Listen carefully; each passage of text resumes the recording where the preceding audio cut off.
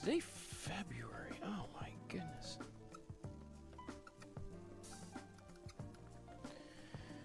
Can't believe I'm getting my 2021s right. It usually takes me 6 months before I get the year right. Okay.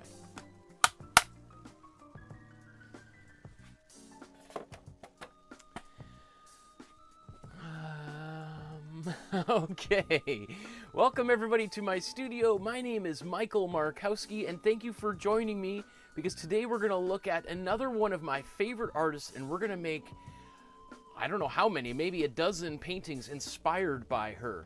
So today's artist is Helen Frankenthaler, and let's kind of dive right in, because we're at episode 44 of 45. We're right near the very end. I've purposely placed an episode like today right towards the end because it is messy, it is wild, it's totally all bets are off. And even if you are following me exactly 100% close to what I'm doing here on camera, your results are going to be completely different.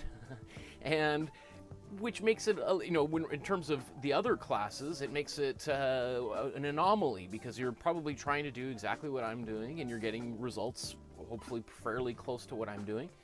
I mean, I've got an extra 20 years of practice on most of you, but today is we're going to be doing a lot of pouring of paint, and really pouring of paint requires virtually no skill whatsoever.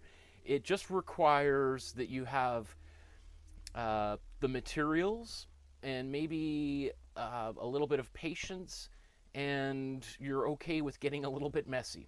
So just like we did for our previous class when we were talking about Damien Hirst and we were doing our spin paintings, you may want to just take an extra second to see if you can prep your space to put some plastic down so you don't make too much of a mess. So I've got some newspaper and magazines kind of laid out all over the floor here. So after I've made a pour onto a painting, I can quickly move it into a space for it to dry. Because part of the paint pouring process is we pour the paint onto a canvas, and then it generally keeps moving and goes off the edges.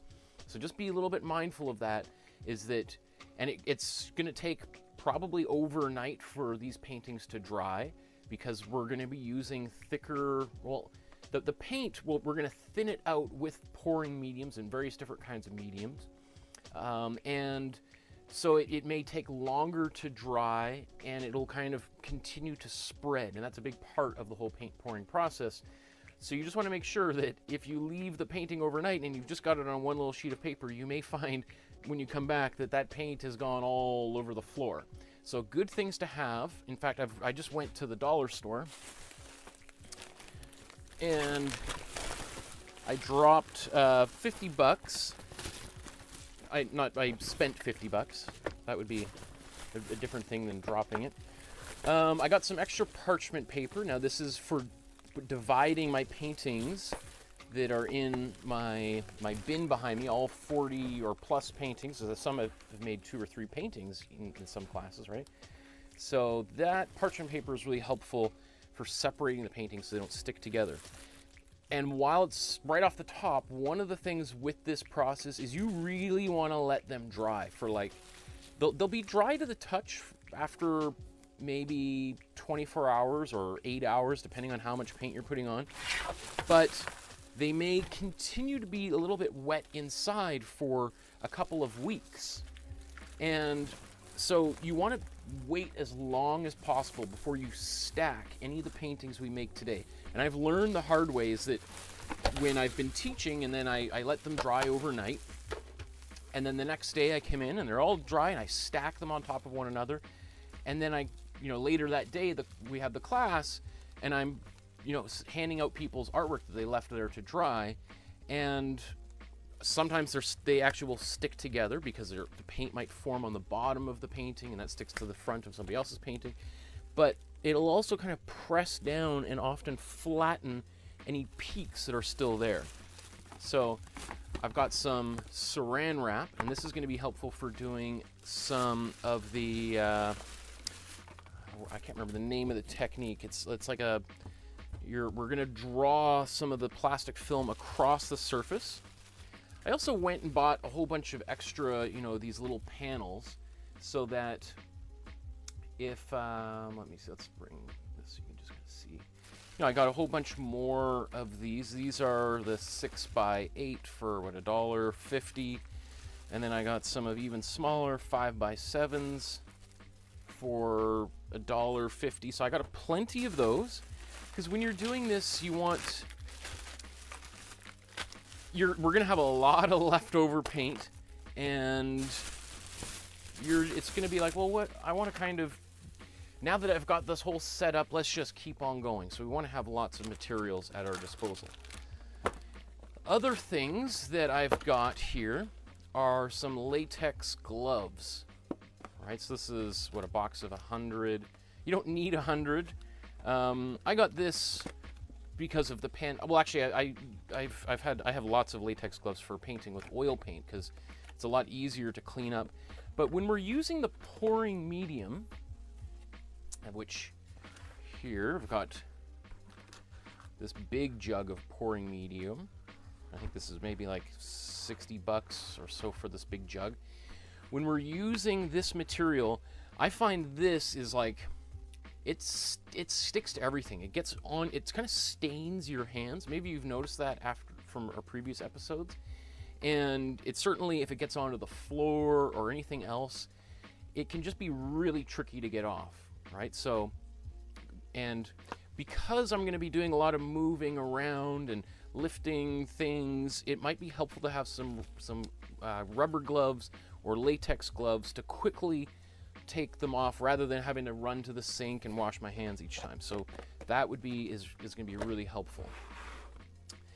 Other things that right off the top that will be helpful are some silicone oil, and these are specially made for painting, for doing what we're going to do today, this acrylic paint pouring. But there are almost infinite types of things that you can add to your paint to get different effects. Like, I'll just say right off the top that what we're going to be doing today is a lot of playing around, adding different things. And just as I was getting ready for today, I was thinking, you know what would be, there's two fun things that you could think of doing. One would be to like actually collaborate with a chemist. Like, I think, like, you know, I could do that as an art project. I should apply for a grant where I collaborate with a chemist and we do this as like a science activity and really try to figure out which one works best, because there's a lot of confusion as to what works better than others. And then I was thinking, you know what, maybe 10 years when our daughter's a little bit older, I'm going to kind of gently push her to do this as a like elementary school science project, and we're just going to try doing like 1,000 different kinds of paint pouring and just see what works. And I'm sure that would be a lot of fun, right? Okay. So we got our pouring medium. We got some canvases, canvas boards. Canvas boards work really well as opposed to canvases, just because canvases can kind of sink a little bit as the weight of the material gets on it, and then you might have kind of a puddle in the center as opposed to it spreading more evenly across the surface. I've got some popsicle sticks and forks or spoons for stirring paint. And then also, I should also point out that I've got some of these tiny little cups, because I also have some larger cups, right? And you know, these are, let's open some of these up so we can see the size. So here's a cup, like how big is that? I don't know how many fluid ounces or milliliters will fit in there, but it looks sort of like about half the size of a coffee cup, right? And if you're making a large painting, then having larger cups are going to be helpful. But if you're just kind of starting here and you're kind of playing around, you may want to think about having some smaller cups for a few different reasons. One is that you're not going to be using nearly as much paint, so you can kind of do a little bit more experimentation without fear of wasting too much paint. And then we can also use these caps as like stands, like this, so that I can put a canvas on top of it, and then the paint can drip off onto the side, and then I can very easily pick the painting up and move it somewhere else, as opposed to if it's just sitting in a tub full of paint, and then you're picking it up, and now you got paint, you know, on the back side of it, and it's just a bit of a mini disaster, or big disaster, depending on how things go here. A couple of other things. You know, I got a some of these. Let's zoom all the way back out here.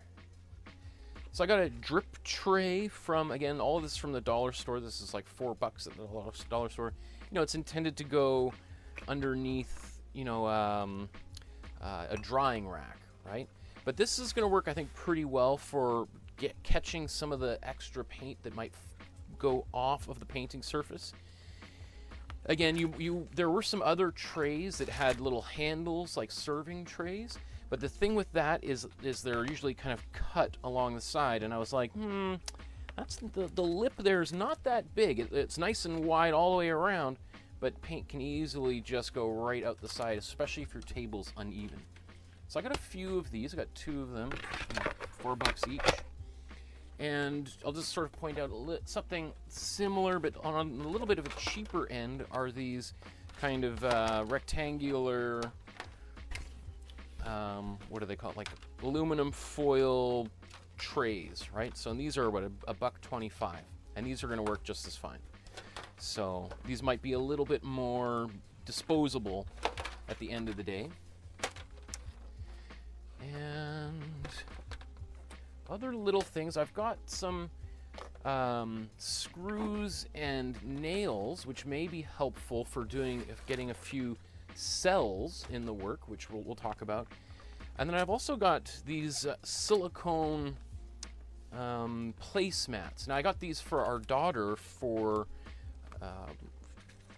eating, but we haven't really used them. They seemed like a great idea at the time, but they're a little bit too big for her high chair. And the thing with this kind of thing is when the paint's gonna, if we put this on the bottom of our tray, so let's say we put this under here, and we let the paint drip off onto it and just let it dry overnight. What's going to be really cool is tomorrow we're going to be able to peel big pieces of paint off.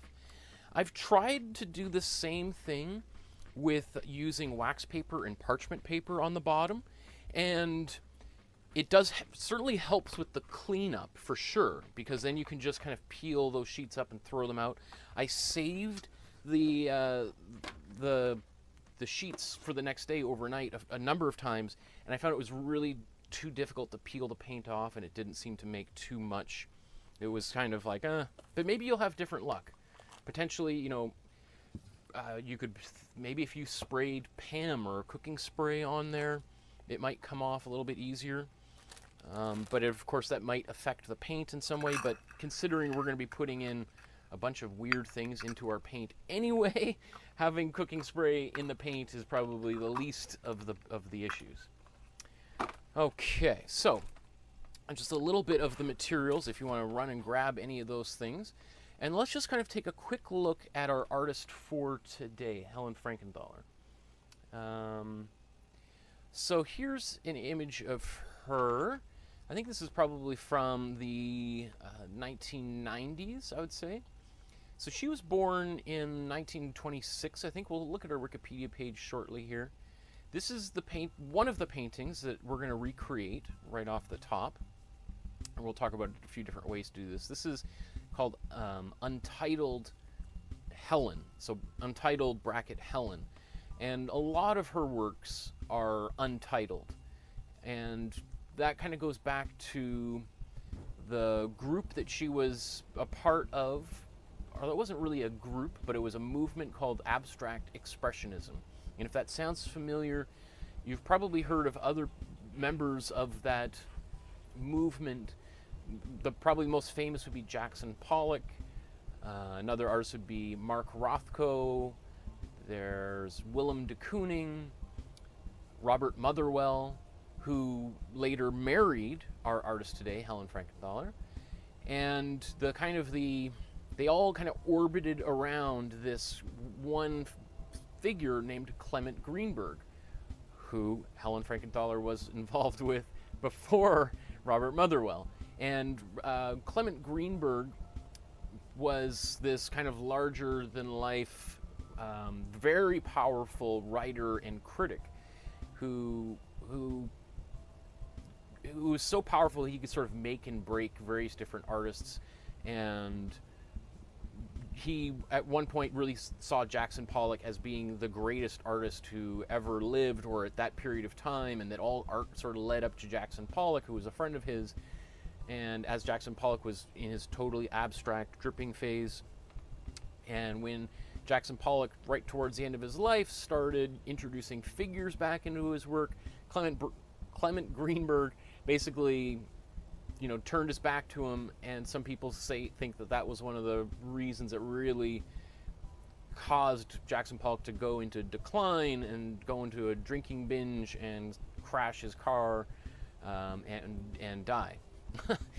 It's not Clement Greenberg's fault that all that happened, but he was one of those kingmakers who had that kind of power back then when that was possible in the art world. Here's a much younger photograph of Helen actually on her paintings, and like Jackson Pollock, often painted with her canvases on the floor like this, and stood on the canvases and moved around on them. You can see the scale of these canvases. So a lot of Helen's paintings were quite large, and so she would be mixing paint and pouring it onto the surface. Now, kind of her technique is this like stain technique that she used. So she would often take her paint and she would mix, like she was painting in oil paints, and she would, or at least she was at kind of for the majority of her career, especially towards the beginning and middle parts of her career. So she would use oil paint and then mix it with a lot of turpentine. You can still buy turpentine, but a lot of painters who paint in oil paint now use what's called odorless mineral spirits, or OMS. It's the same thing, but far less toxic. It's still toxic. You won't want to drink it, but it doesn't have the same noxious fumes that turpentine is famous for. So she would put like some paint into a cup or bowl, or like this, a big bucket, and then put like a whole can of turpentine in there and mix it up and then pour it onto the painting, and then we would get this stain effect here. And so I'm gonna explore a few different techniques to see if we can get this same stain technique on our canvases. And so it's gonna be a little bit tricky to do this, but I think I have a few ideas of how we can make it work. So let's kind of, just before we go even further here, I just want to mention, as always, we have a Facebook group where people just like yourself join the group. It's free.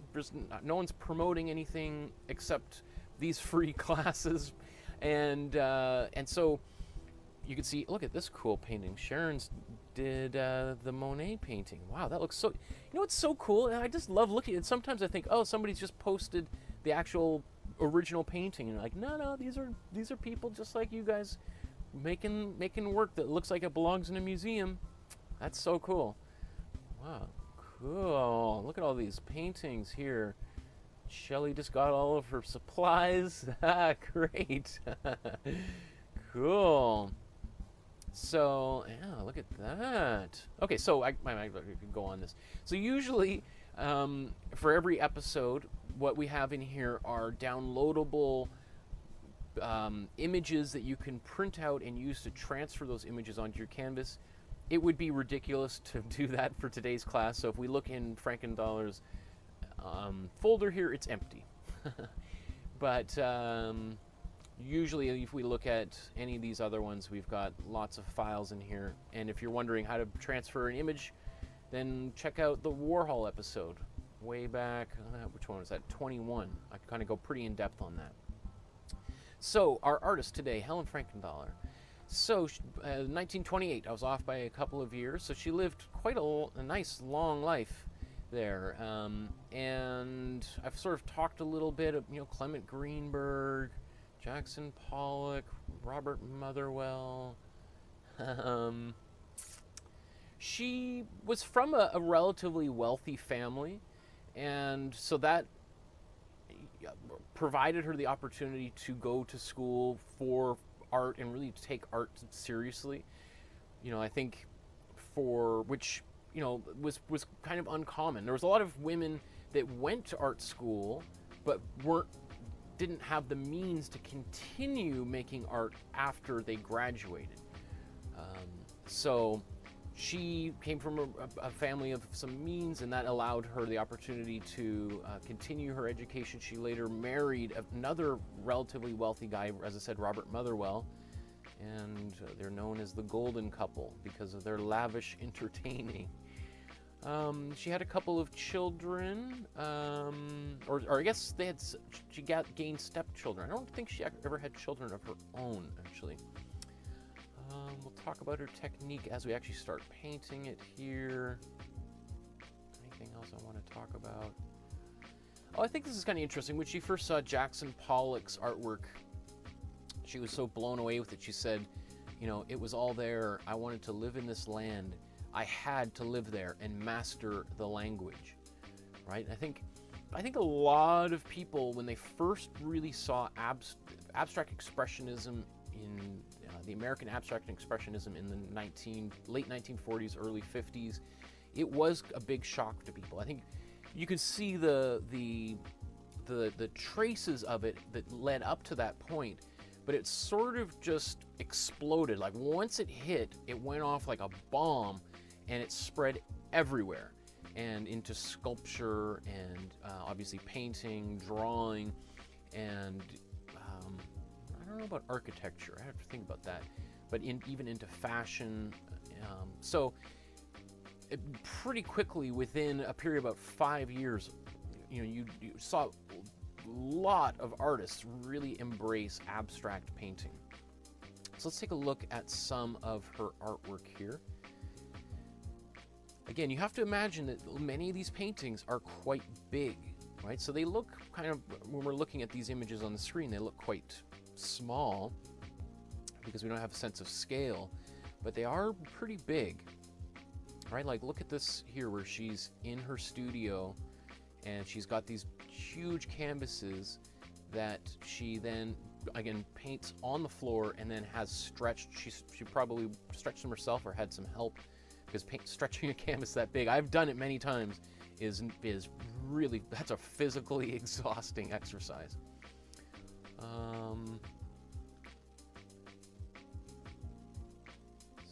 I don't know, is that her? Interesting.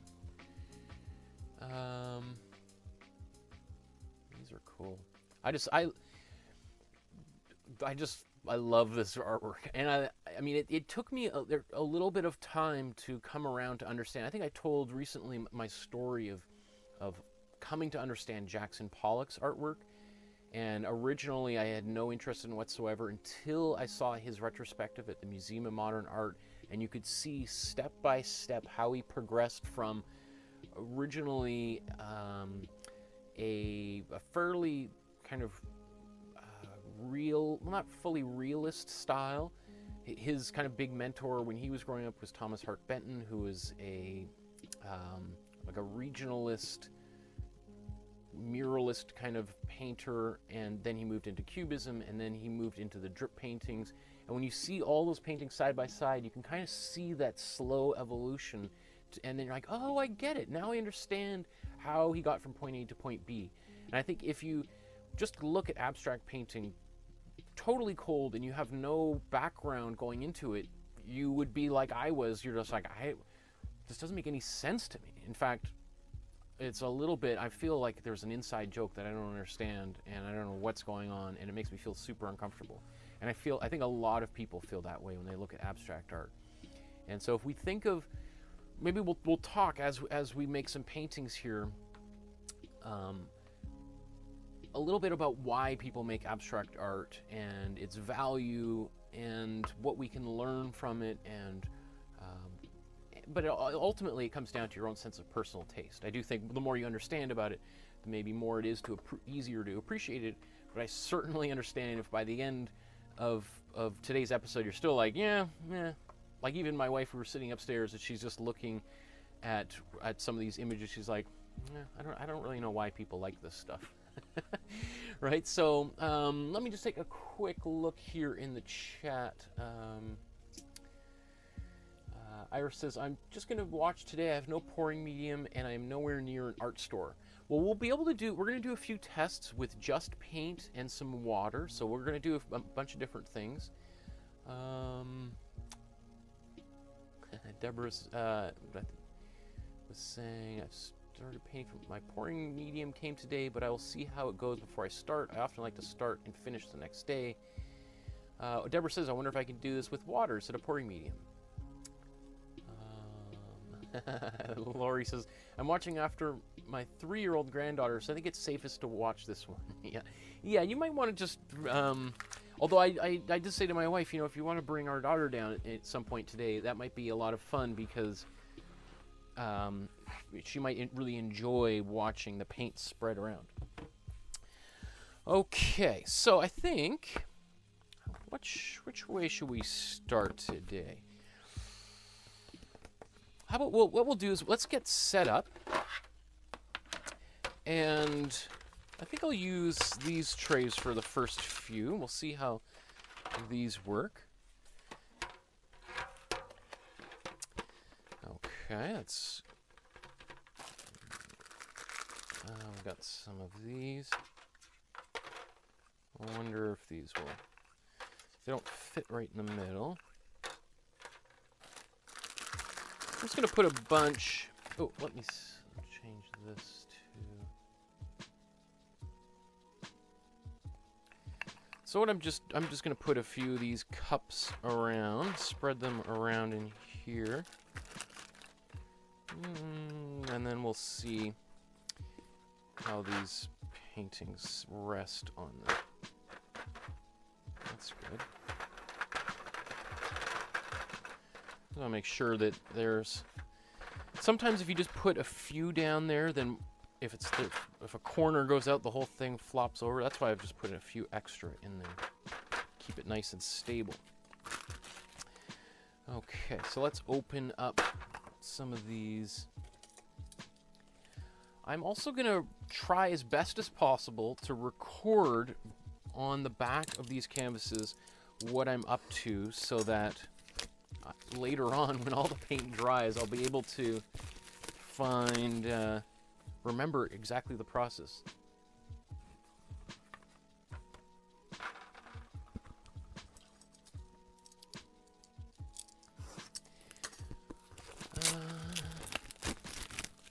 Peter says, I'm actually a chemist with a specialty in silicone?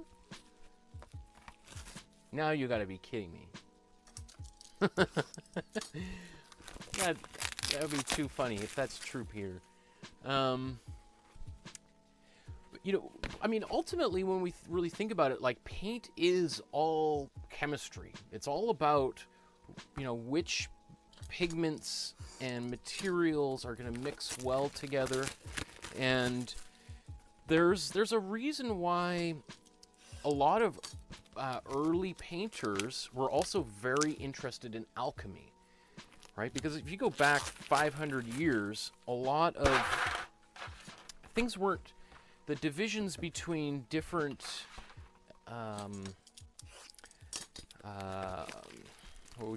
fields weren't as sort of well defined as they are today.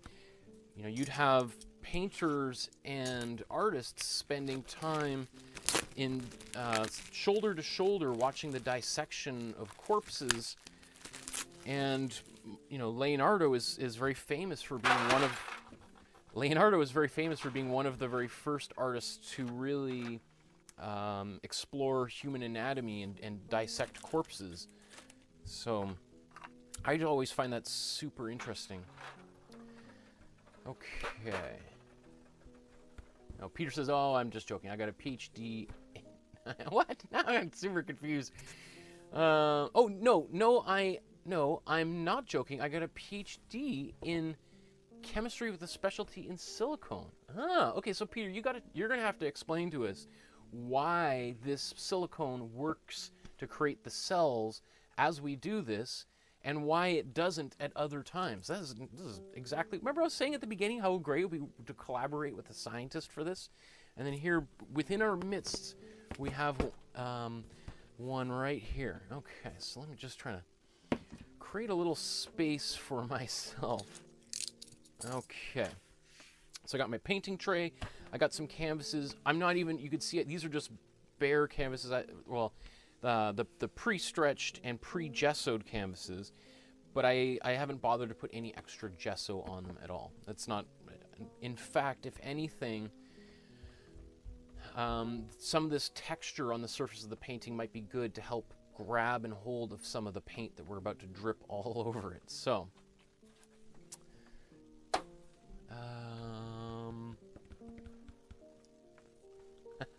Peter says, I think I can answer this when you show me. Absolutely. Okay. So, let's take a look at... These are the cups from last week.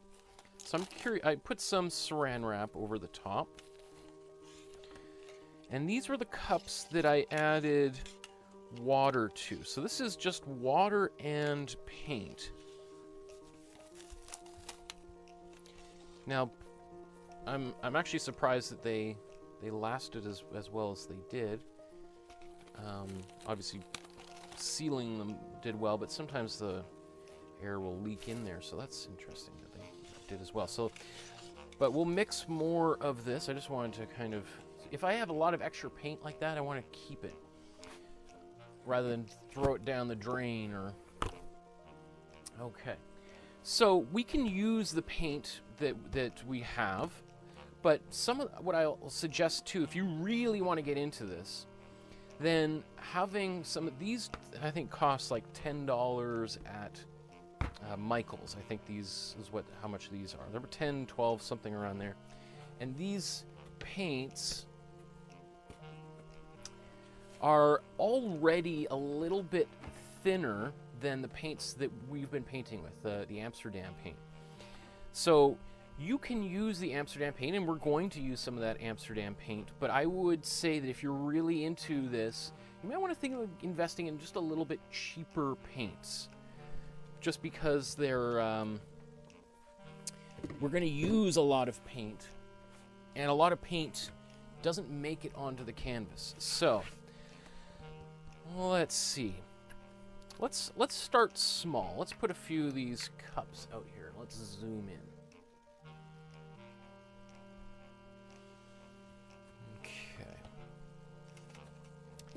And we're going to use, this is one of the, 6x9, I think, is the size of these. Let me just see.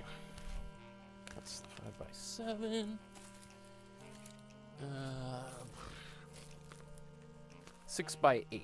So these are 6x8 canvases. And from the dollar store. So I've been using some of the slightly more expensive ones for our class. Let's see. So when I figure out what we're going to do here, I'll write that on the back. Put the marker on there so I don't forget. And in fact, how about let's start with our paint that we normally do, so that you're not like, oh, well, this is great. We're using paint that I don't have. Oh, okay. So I think what I'm going to do, since there's a few of you who said, like, can I do this without using pouring medium? I don't have any. So let's try to do a few with just the materials that everybody already has, so that people, if they want, can participate. So let's try. I'm going to take some of my blue, my cold blue. I'm going to put that, you know, just a little bit in here, right? Let's see if I got another view here we can look at.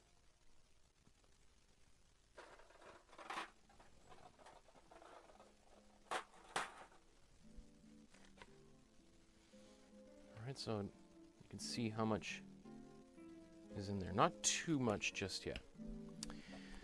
Let's see, let's use another color.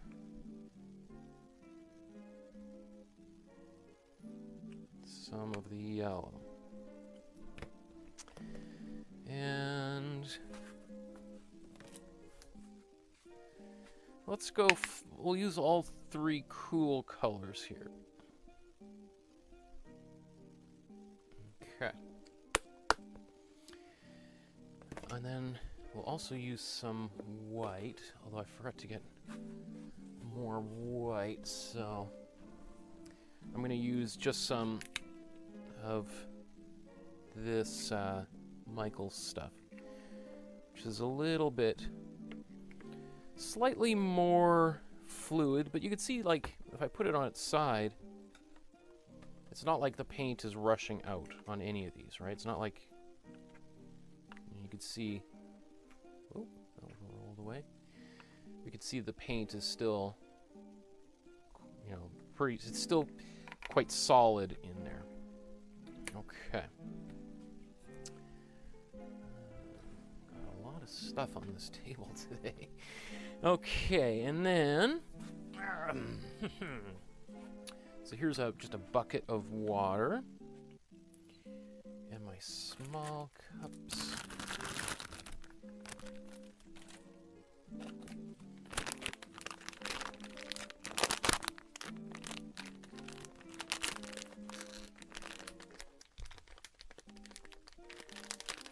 I got this pack of popsicle sticks because it was resealable, and I was like, oh, that's great, because the other ones don't reseal, and now I'll never be able to get open. There we go. Maybe.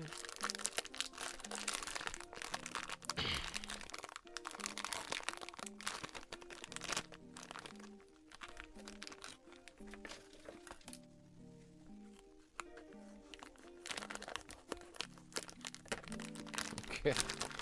So some popsicle sticks to stir things up are going to be helpful here.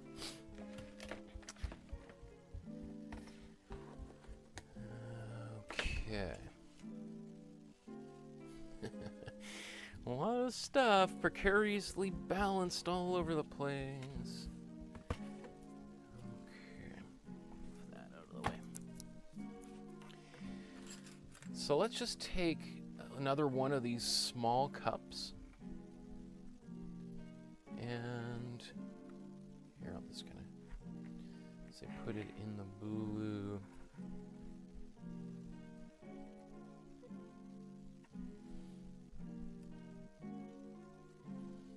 All right, so not a lot just yet. We'll just kind of stir this up and see how it works.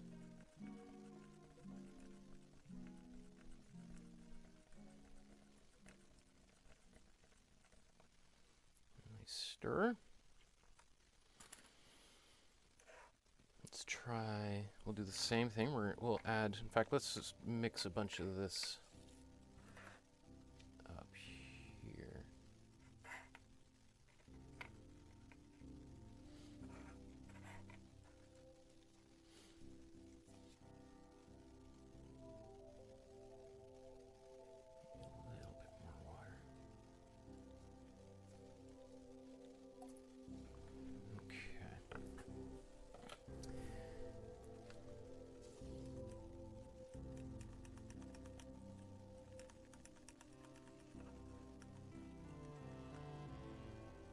Now, obviously now, if I tipped these over, paint is going to go everywhere, right?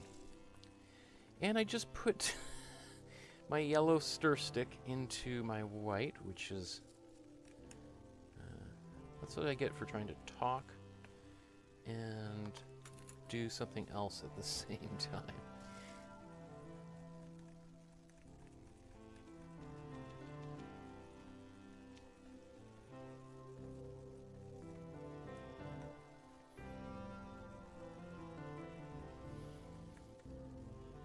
Now, in the future, what I'm going to do is actually mix up a little bit larger batches as we go, because I think it might be helpful to have lots ready, so we're not spending time doing this all the time. But let's just kind of put on the back here. This is going to be number 1.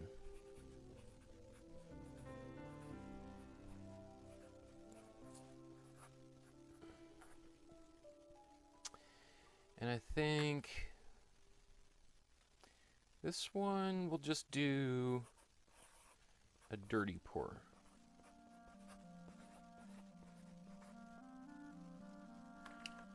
Okay, so I'll kind of walk through what all that is here in a second. And yeah, we'll start with this one just so we can get off and running here.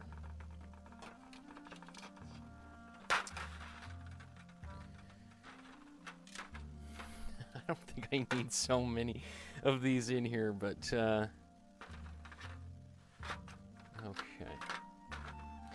So there's a few things we can do, right? We can immediately start pouring this on here. In fact, it makes me wonder, should we try this?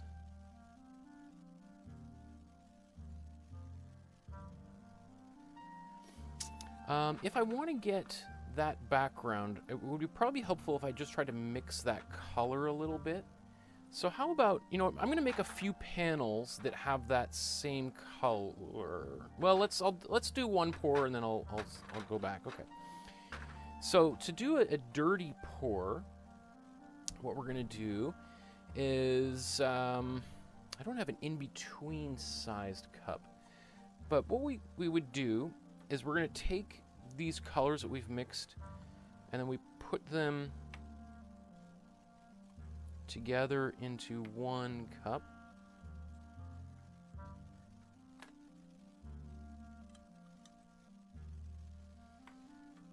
Right?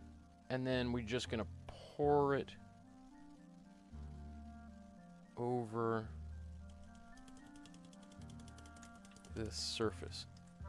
And I can already hear it starting to drip around. Now, if I just leave it like that, it'll work pretty well. I can take my finger or a popsicle stick and move things around a little bit. We can use this technique, which is to kind of blur this around.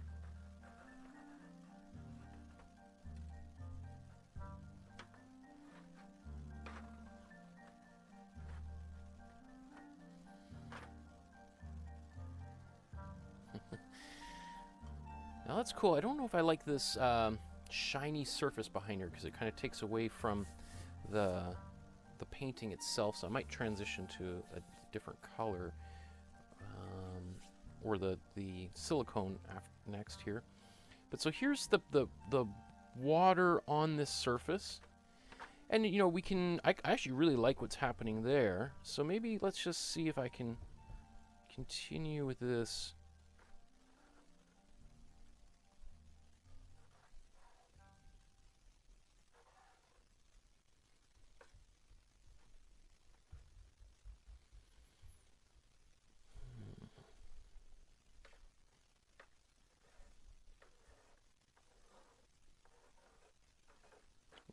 Right off the edge. So this is just the water in here. I probably put maybe a little bit too much water, but I really like how all those colors kind of swirled together. So a dirty pour is you've just put everything together and then dump it and kind of pour it around, right? So this is one method that we can use. So I'm just going to rotate this. Actually, let's move this out of the way for just a couple minutes while we get a couple more ready. Okay, so this time, let's do this again, or let's use these same cups. We're going to do the flip cup method next. So let's put a little bit more paint in.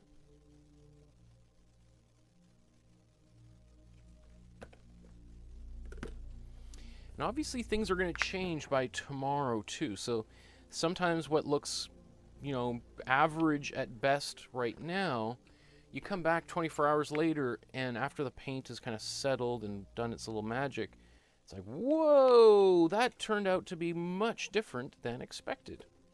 Which is the real fun aspect of this, of being surprised by things.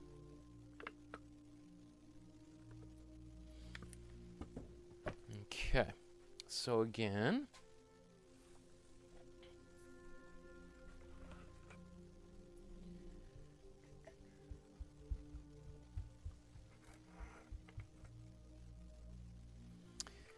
I just take my little thing of water here.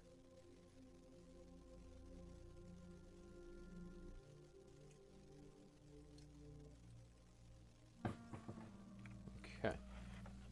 So right now, there's probably about half and half water to acrylic. So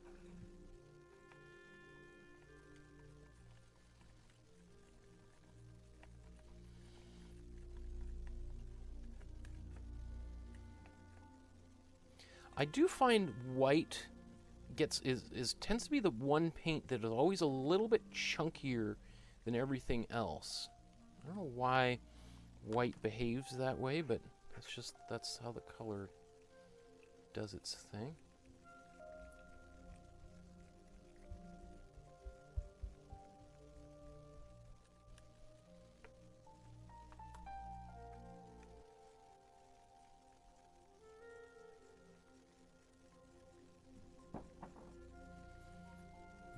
Okay, so we've got these here. Now, I should have got a second size of cup here. Something a little in between these sizes. Just taking a quick look to see. Okay, now we could... We're going to do pretty much the same thing we just did.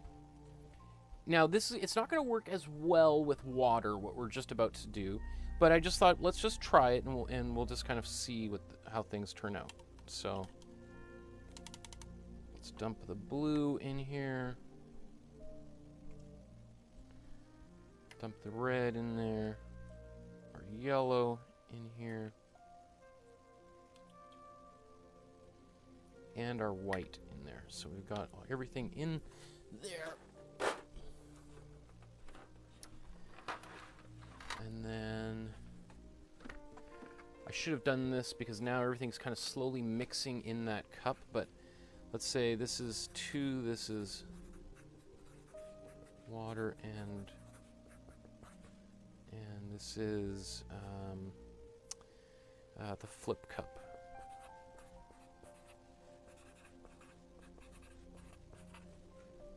Okay, so the way that we do this flip cup method is we're going to take the paint, put it under here like this, and then we're going to flip it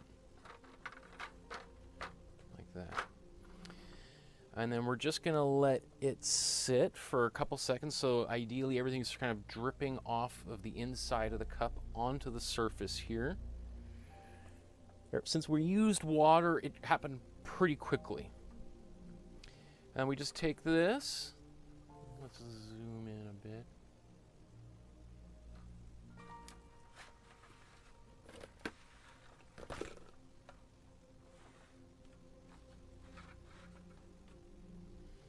And then we just let it go.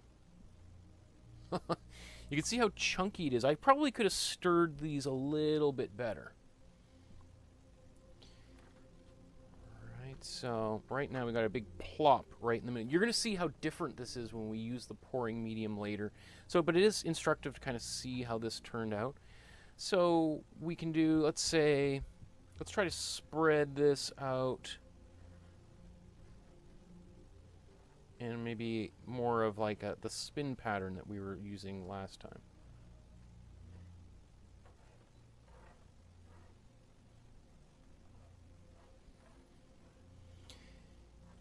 And also at this point too, you don't have to go edge to edge. I think a lot of people feel pressured to like fully cover the entire surface of the canvas. Sometimes it can look really nice with some of the canvas showing through. So it's totally up to you. Part of me really likes the way this looks right now.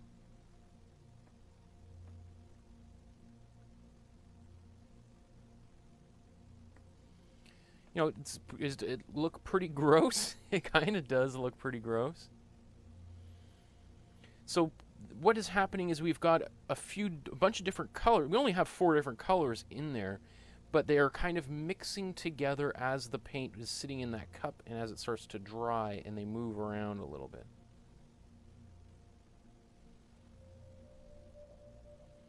So I kind of like how these colors that are inside there are kind of bubbling to the surface a little bit. There, at first, remember how it kind of just looked like a big pile of barf, and then it still kind of looks a little barfy, but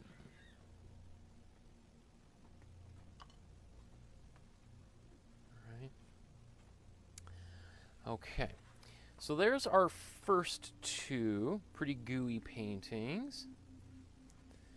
I got our daughter is just coming here to check things out.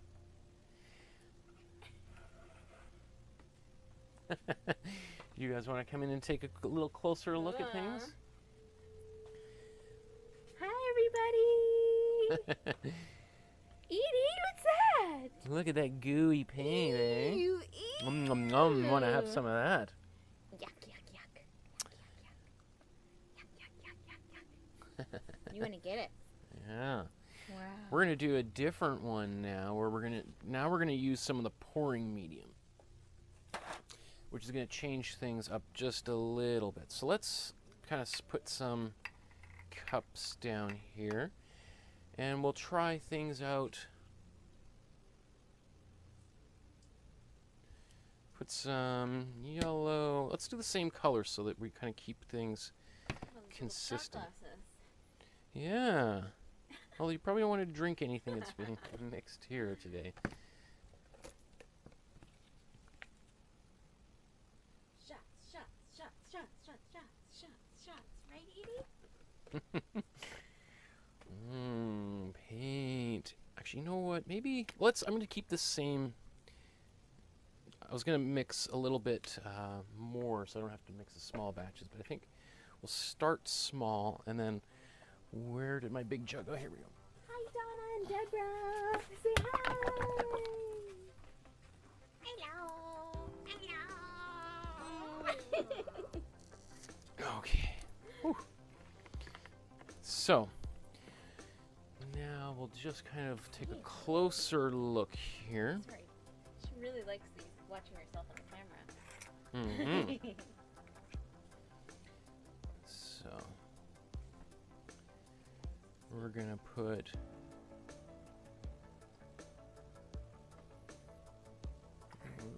maybe about half and half. I can put a little bit more in there.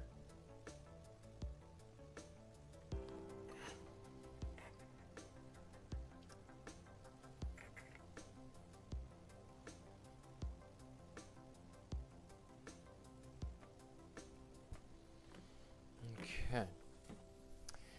So we got these, and then let's stir them up here.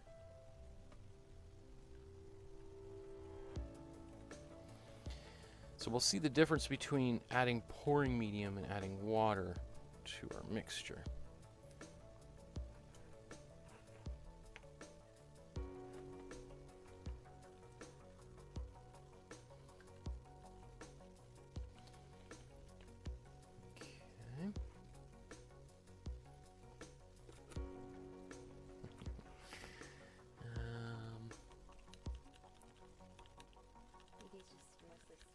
All the stuff down here. It's a new world for her every time she comes down. It's like it's so messy. So much stuff to grab and throw off the shelves. So much stuff to put in your mouth. Mm-hmm. So much stuff. So much stuff. Okay, so let's turn this way here. Okay, so let's now. Actually, let's do a different one of these.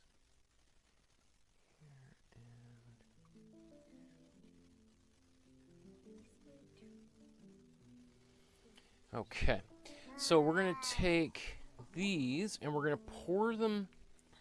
Actually, I could probably, I could probably maybe have put a little bit more pouring medium in here. can see, we'll just let this kind of drip out. Down there. It's too much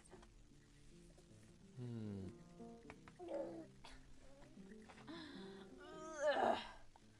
You know what? I'm going to add a little more pouring medium to all of these. I don't feel like they're quite as thin as I wanted them to be, so.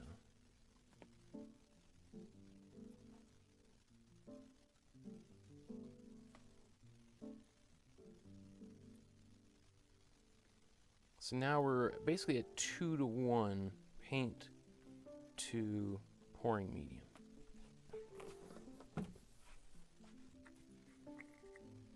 I'll stir this up on the bottom.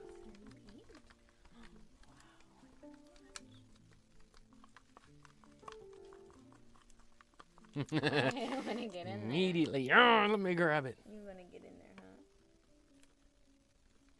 Paint, it's messy. I know you want to get in there. So I'm going to stir them. I'm going to stir all these up. I'm going to get the canvas ready, and then we'll put it all in here together, and which is a really cool effect. So.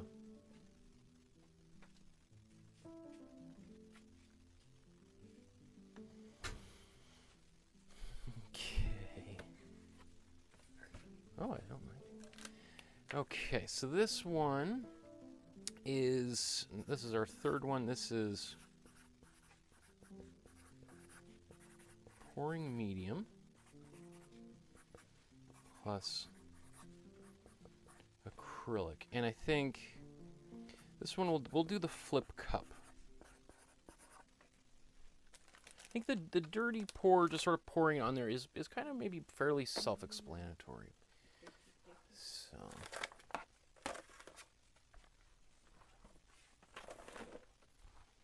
So this time I'm going to use this drip tray,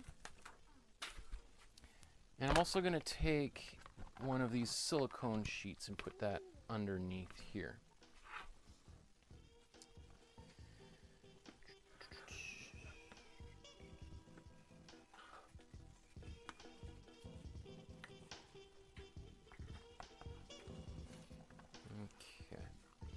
So let's put some of these cups down,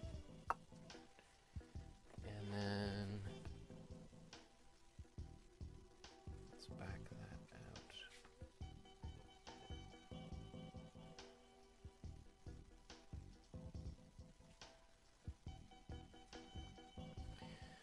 out. Okay, so we can put this just like that. Okay. So we've got our paint inside this cup. This is the first. We got some red. Now let's take our blue, and we're going to pour that right in there.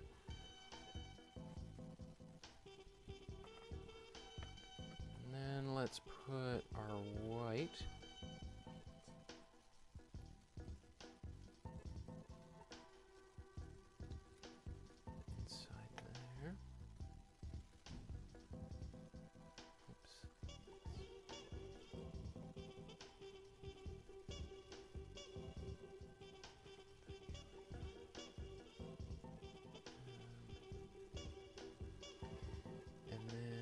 Puts a little bit of yellow.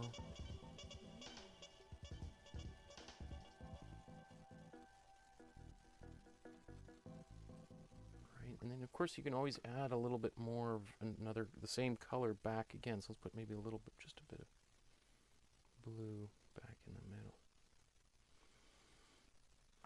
Okay. So we're going to do the flip cup method. We're going to put our board right on top.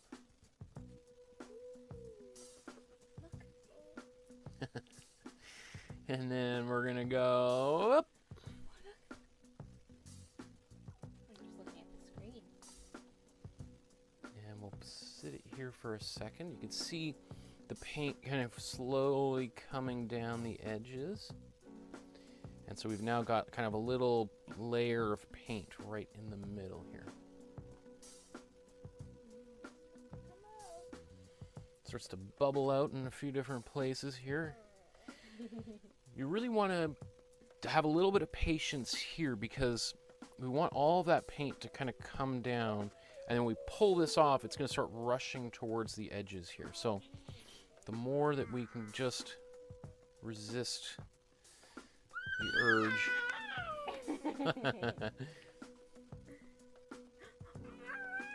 Whoa! What's happening?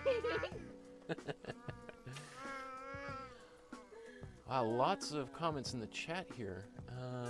Okay, so are we ready? You ready? He's ready. Okay. Ready? Hand up.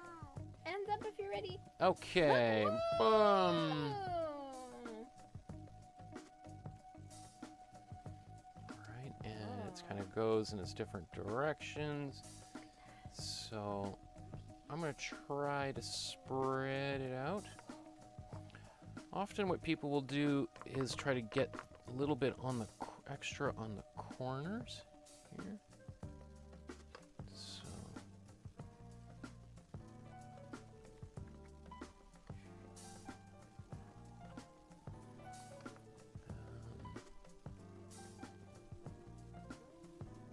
what was that? Just God, I don't think so. something's on my foot there. Oh, just plastic.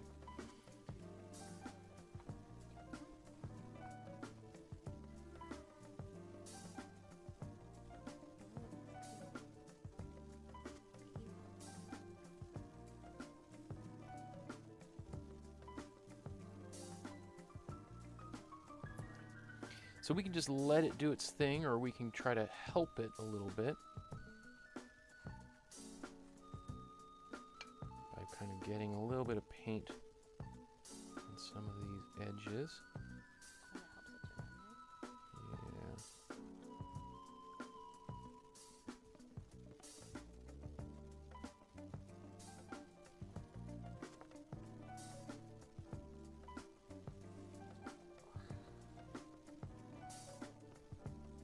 Donna's telling a story about her dog stealing some tape. It sounds like a little similar like to having a little Evie stealing something.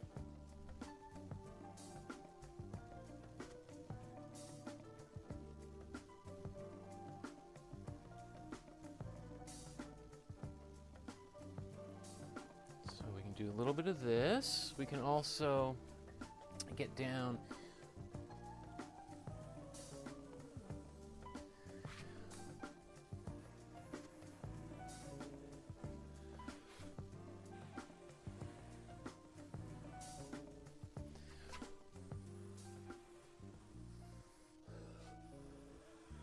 I forgot my straws today. Best if done alone. Not COVID friendly. Straws? No blowing. Oh. I guess we got all this paint down here. We can just bring back up onto the surface.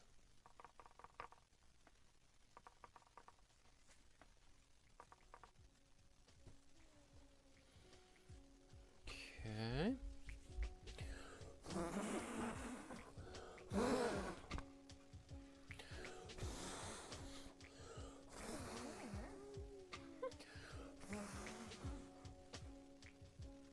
So this is kind of similar to what we were doing last time, right?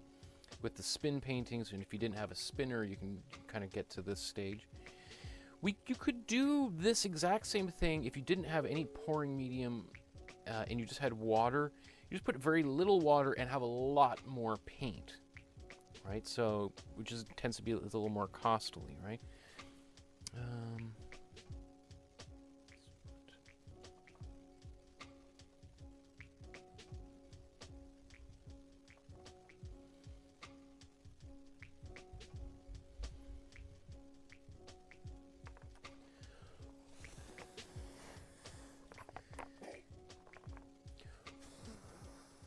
Do you ever do any pouring and like of any sort in your painting? Not really in my own paintings. Not Yeah, really. I've never really seen. I just seem to see a lot of Instagrammers these days, like doing some pouring kind of stuff. Not like this, but like in abstract painting, they'll like do some poured things and then some other paintbrush stuff, like a lot of combos. I just was like, didn't think I'd ever seen you really use that in any of the work that I've seen. Yeah. I mean, it's... Yeah, it doesn't tend to kind of fit with my own art practice. I kind of just... I like... It's just kind of fun to do because it's gooey and gross and... I think it's fun.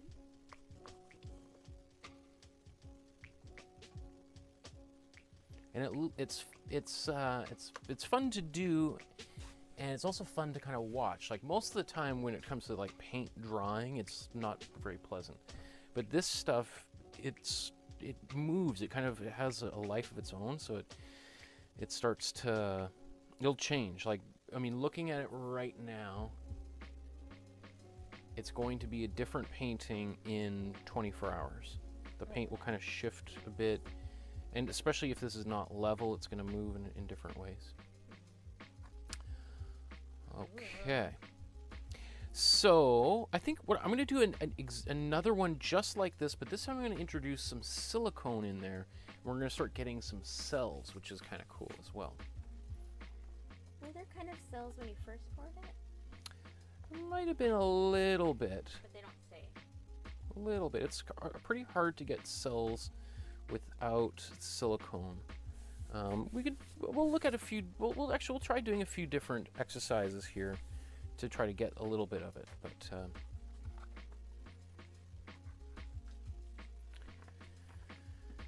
okay, so let's do this again. So we got some white, blue, red, and yellow. So we'll need a little more red.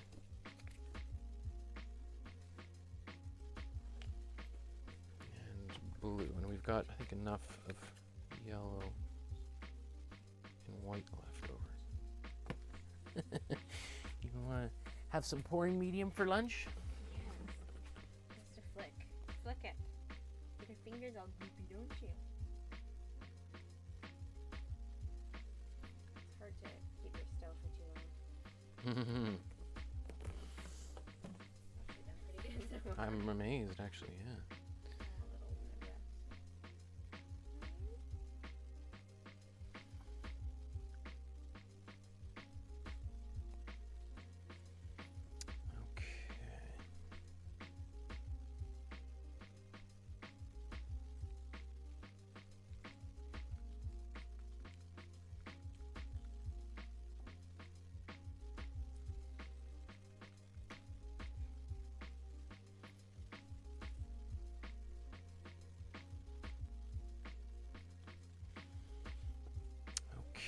So let's get this all set up so I can immediately pour it out.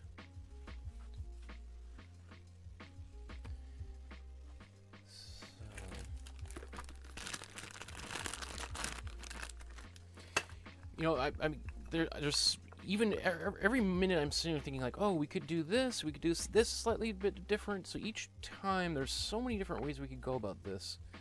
So I'm just going to keep on doing as many as I can possibly think of, and we'll be able to kind of look at the results a little bit later on. Maybe towards the end of the show, we'll bring a bunch of them back and see how they worked. Okay. So this one, I wonder if I want to introduce any silicone just yet. I think what I want to do is let's put. I wonder what this method would look like if we didn't use any silicone. So I'm going to put, this is white going right onto the surface. And we're going to take a tooth, or this popsicle stick. I could have just used a brush. I don't know why I'm doing it like this, but... Get messier. It is getting cuckoo. Anything crazy? Can you stay in one spot? I think I am just going to use a brush. This is heavy. a bizarre idea. Heavy.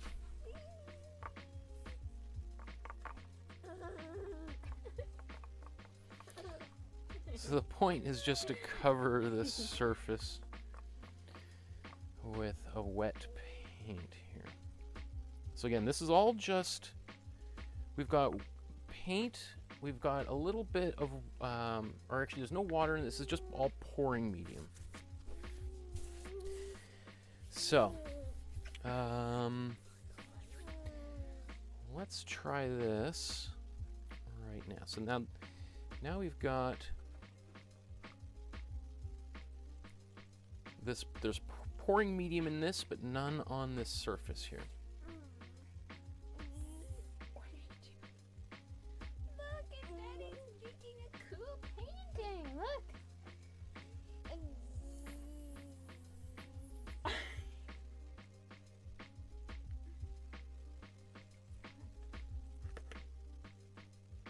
He's thinking, look how I can get there. That all over me.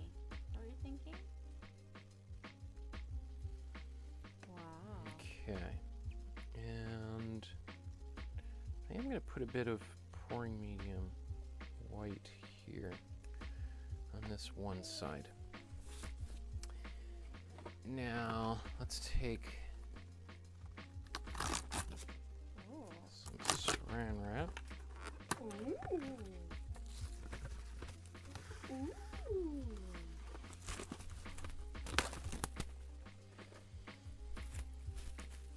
So, Oh, Evie, look. Look over there. Not that way. let's see this. We'll go over here.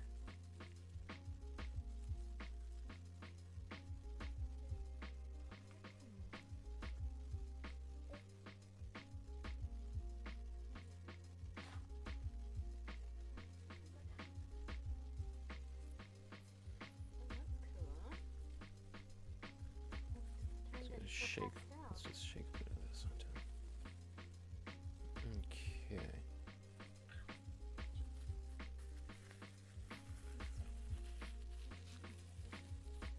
So pretty goopy, gross result here. Let's just take it and we'll go back the other way.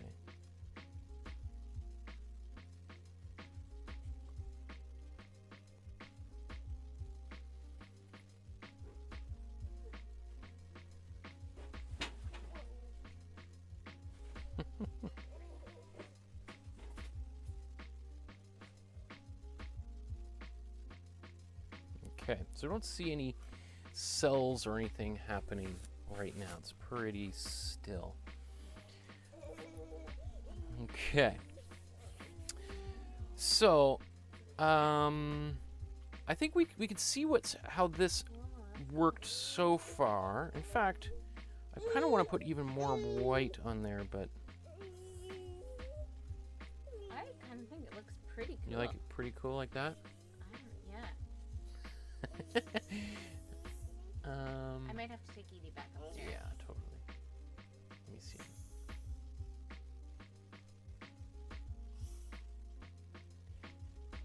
Thanks for having us.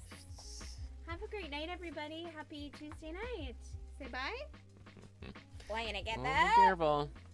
I think that one looks really cool. Okay, love you, girls. Bye, guys. Have a great night. Okay, so I think I want to add some silicone to these, but I think it might be more interesting for us to see these in comparison to the exact same thing with silicone in a few minutes. So let's move this off to the side here.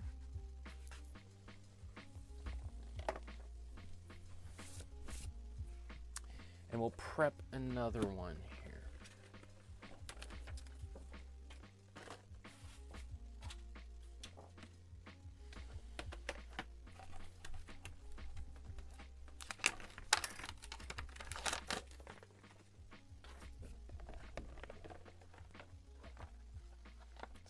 Silicone sheet down there on the bottom, and we still got some of this paint left over, so we'll just add a little bit more to it.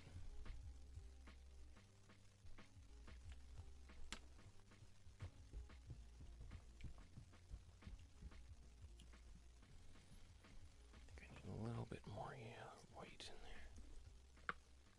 there. my white was a little bit thin last time. It's still actually quite runny. You can see it's chunkier. It's also a different brand too. Not nearly as high of quality as the one that we've been using most of the time. So we're going to get slightly different results because of that as well.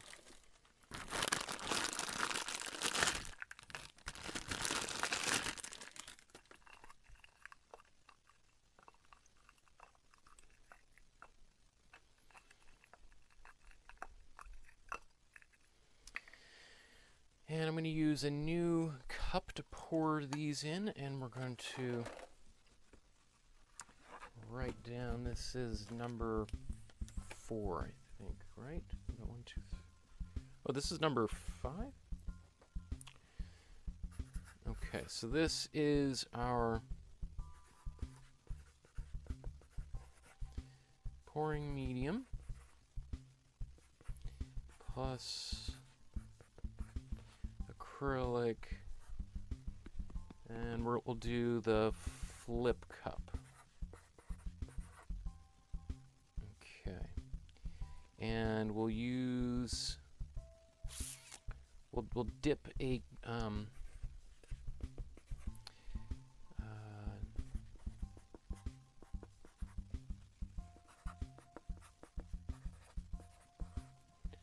which one should we use? We'll use the Demco.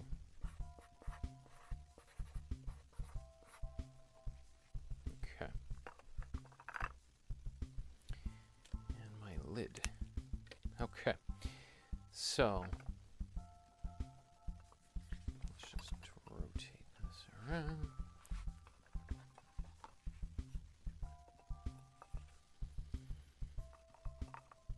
So we're going to do the flip cup method again. So,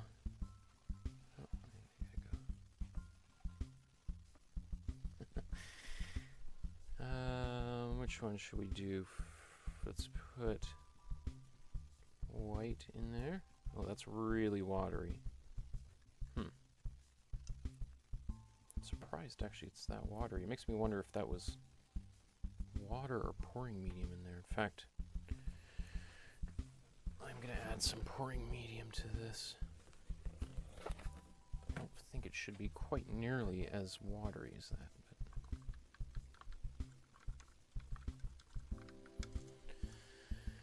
But okay, so we got our white.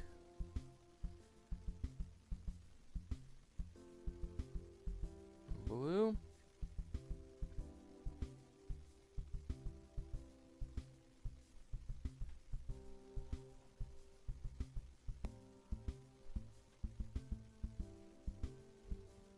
Red needs more pouring medium in it as well.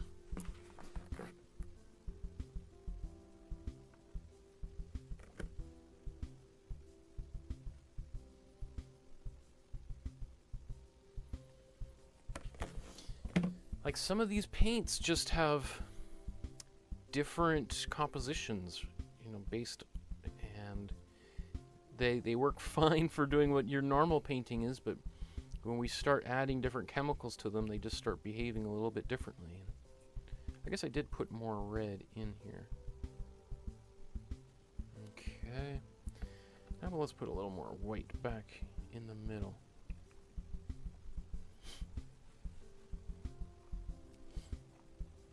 Okay. So we'll just go here.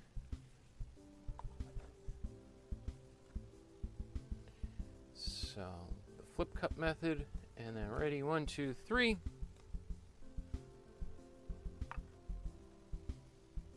Let it sit there. It looks like everything has managed to come off the sides of that cup. Surprised.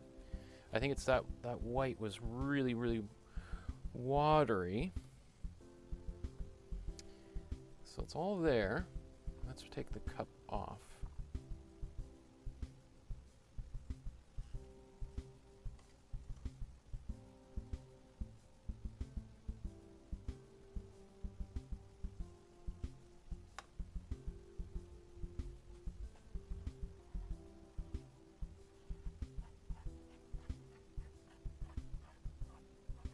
wonder if I accidentally mixed the watery cup with the pouring medium. It won't make too much of a difference, but this here is very like a big blob.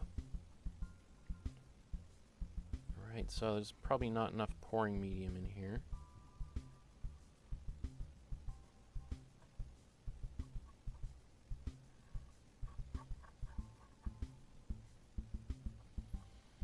So I'm just going to move this around a bit.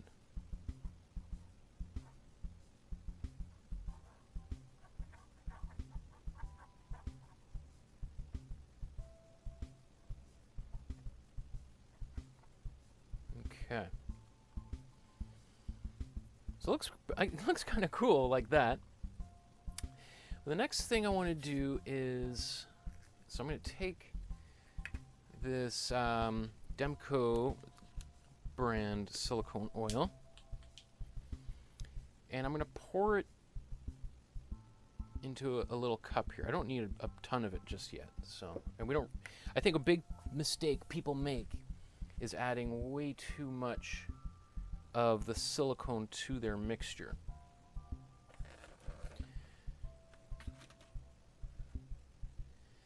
So you can use a toothpick. A toothpick might actually work better than a nail, but let's just see. So I'm going to take this nail and I'm just going to start kind of poking little holes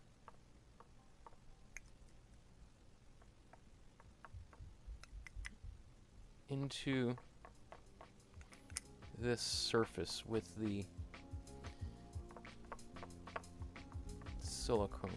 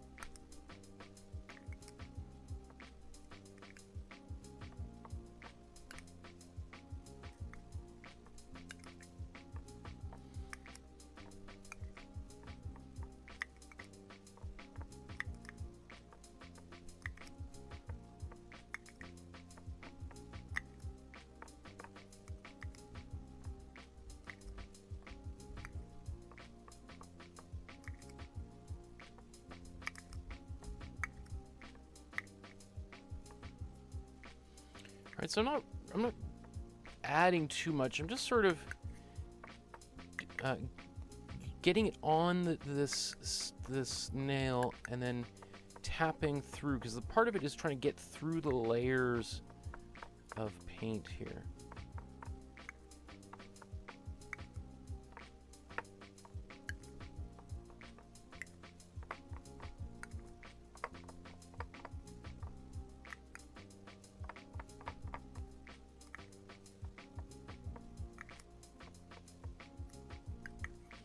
Which is why often what people will do is do this raking across. In fact, so there's two, I'm of two minds right now.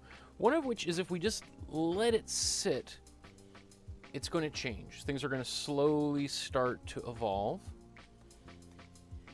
However, there's a few things we can do to, if we really want cells and we want to get that look that that paint pouring is sort of well known for, we can use the saran wrap and drag it over the surface again.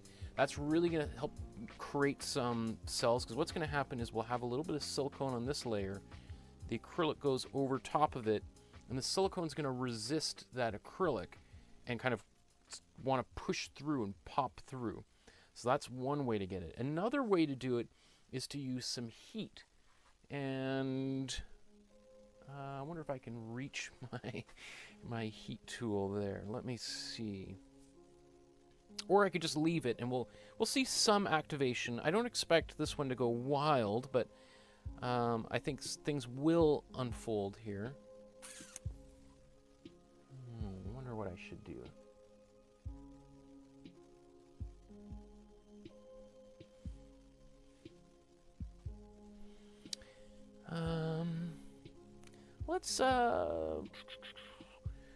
Let's take them saran wrap and we'll go over top. Where did I put my saran wrap?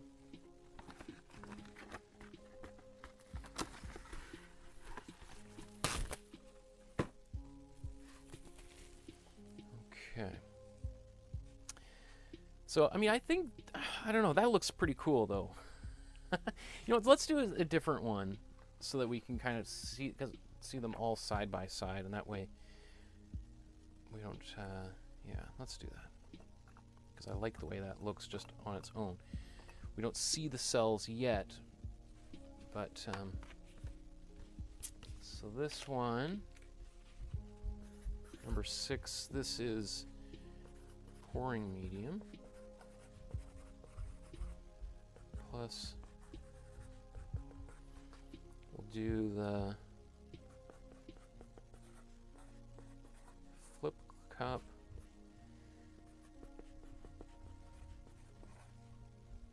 This time we'll put the silicone in cups.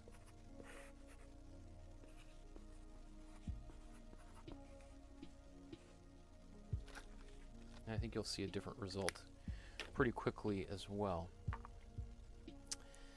So let's just get a little bit more paint mixed up.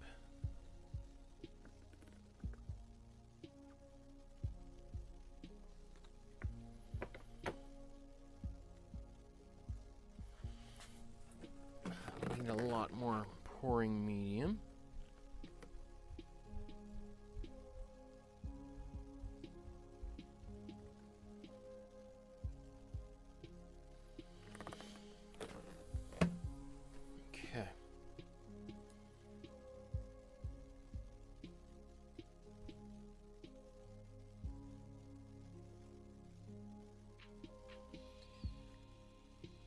Some good stirs.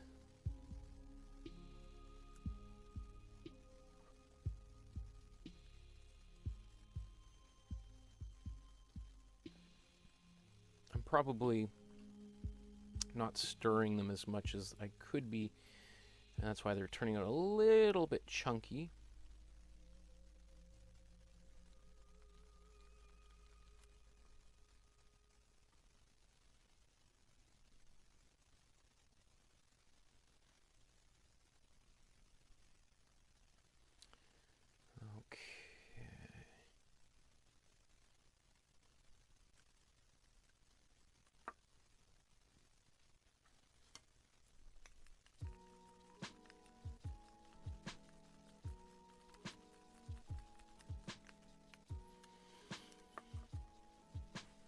Okay, so this time, let's see, we'll be able to see this if I do this here.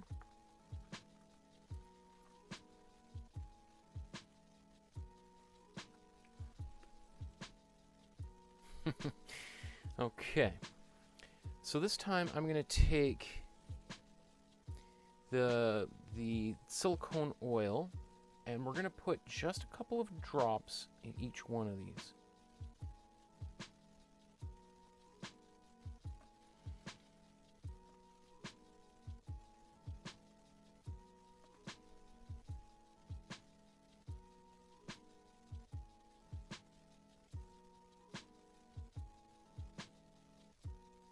Oops, it was a little bit much in either of them, but in all of them, but just give it a quick little stir. It's not really going to absorb too much anyway, but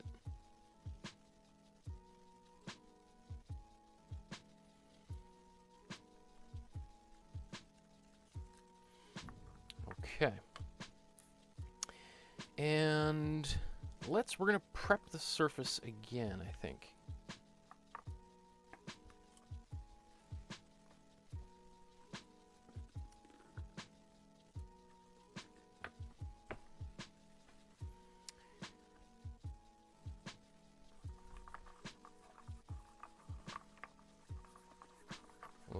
pink in there.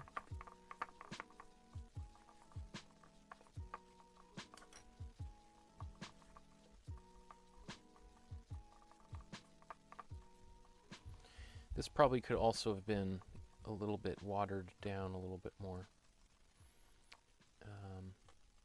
It's a little bit thick on its own as well, but anyway. So let's go in and start adding some of the pouring medium here, which will save the white towards.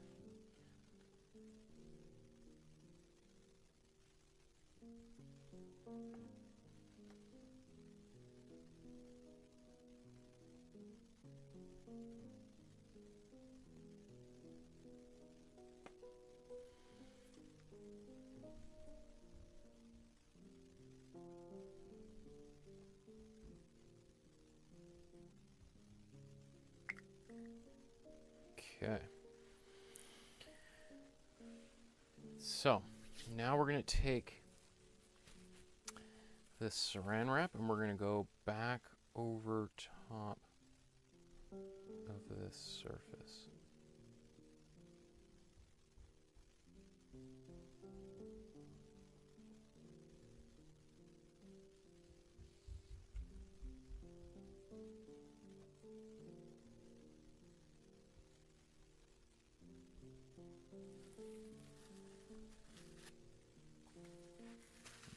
Okay. So it's hard to see, but there are a few areas where the bubbles are starting to form. But if we want to help push this along, I'm going to take this silicone. I'm going to add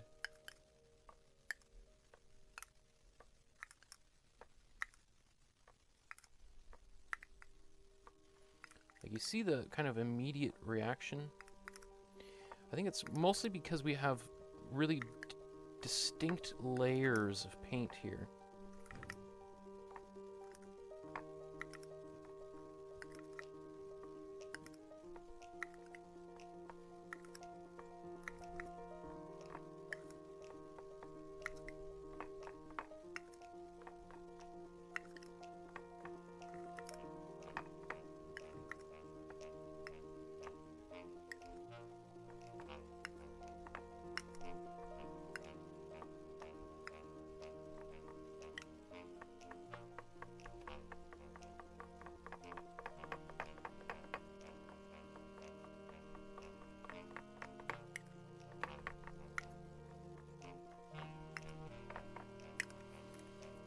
Okay. So we have a little bit of bubbling happening. I think what I'm going to do is I'm going to get my heat out and we're going to blast.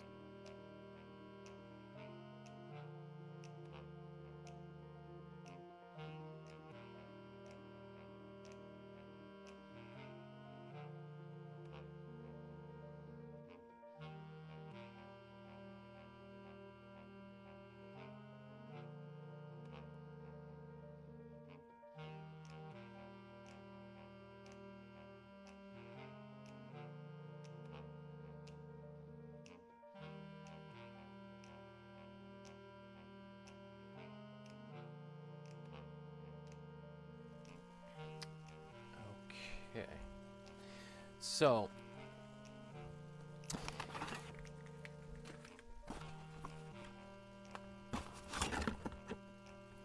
this is a bit more of a hardcore tool than you really do than you need.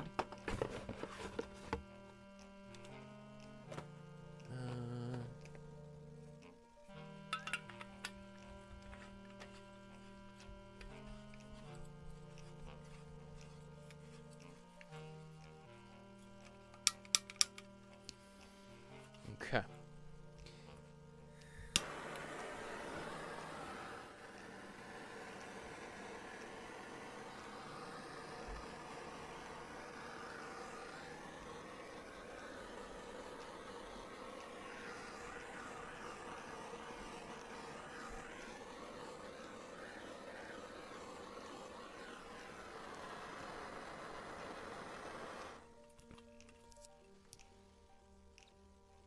Hard to see if much happened. I'm surprised that it didn't bubble up more than that with a bit of heat on it. Let's try one more time.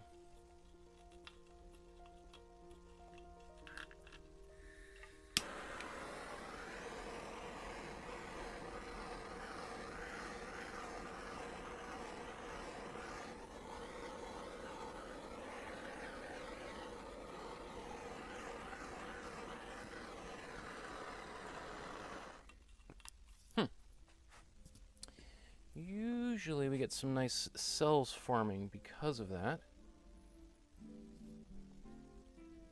But we'll keep on going. We'll keep exploring a few different methods here.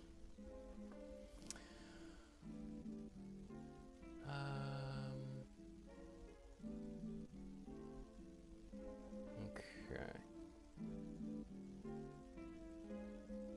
I think part of it is it needs to be more watery.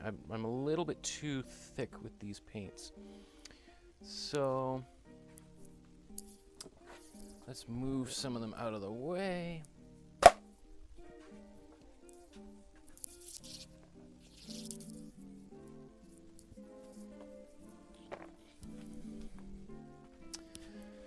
So when I set these aside, I'm just going to put a couple of pencils down underneath each of the paintings. It makes it so much easier to pry these paintings up off of the surface.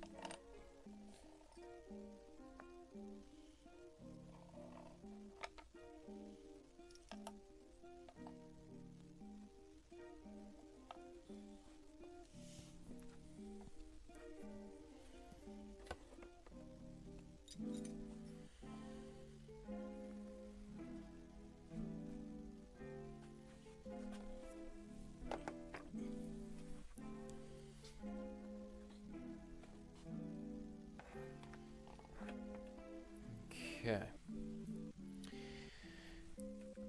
So I'm going to add, you know what I'm going to add? I think I just got paint on my face.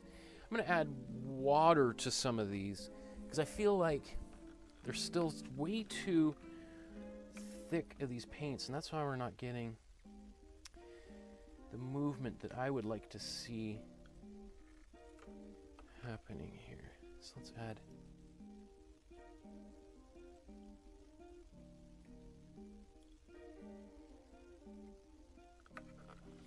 in addition to the pouring medium. Oh.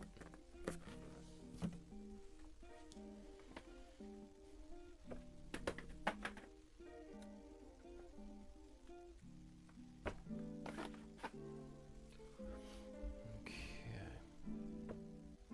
Yeah, now that's a lot more fluid.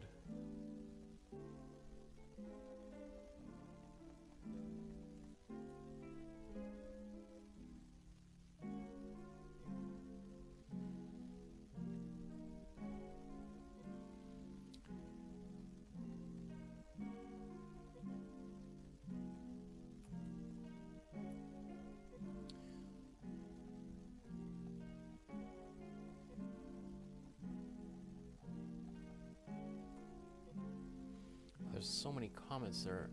I have to go right back to the beginning to see what I've missed. Okay. So this time,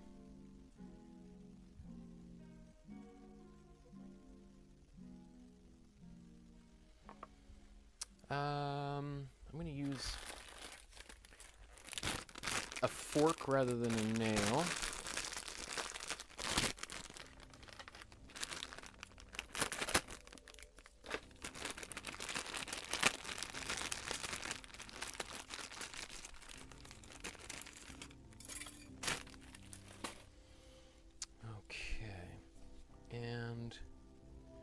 I'm actually going to get this surface pre-wet with some of this wet pouring medium under here. That should help it spread a little bit more evenly.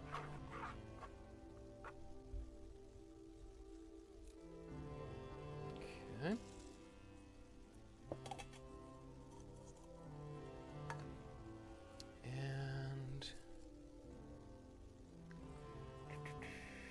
So now we're going to put this silicone oil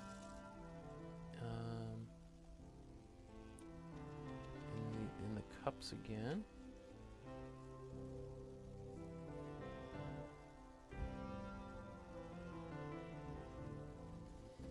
So I'm not even going to bother stirring them.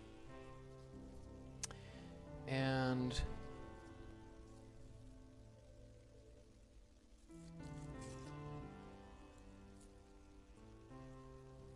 just going to pour them right out here. So this is like a much closer to a dirty pour. I didn't even put it into the cup. So this is like a super dirty pour.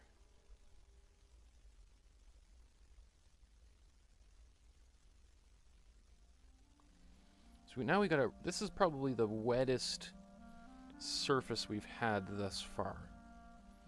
Right, so you see very few chunks in this surface.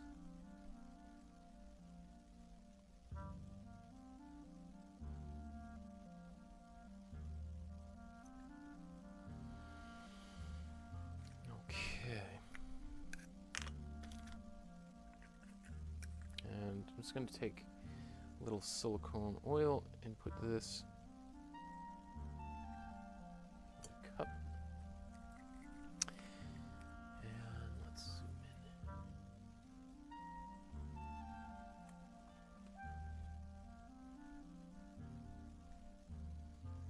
I guess it would probably look better like that on the screen. Okay.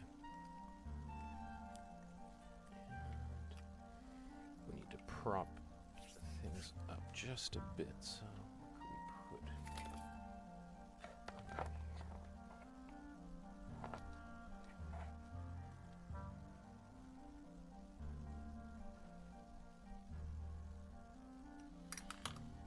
we put? Okay. So now I'm just going to take this fork with a little bit of silicone on it and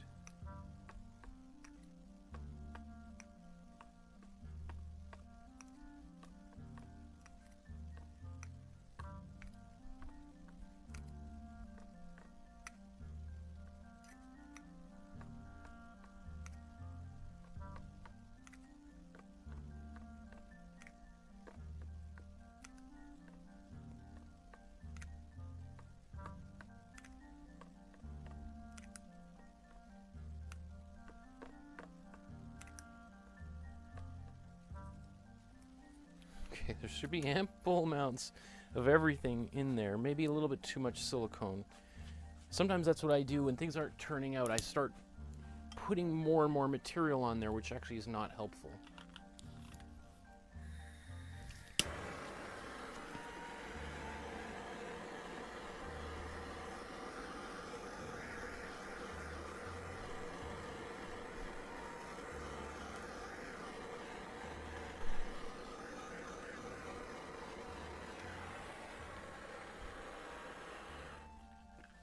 I think I've always thought this might be a little bit too hot for this process, and it ends up singeing it rather than heating it. In fact, maybe I should get the hair dryer. A hair dryer actually also works this as well.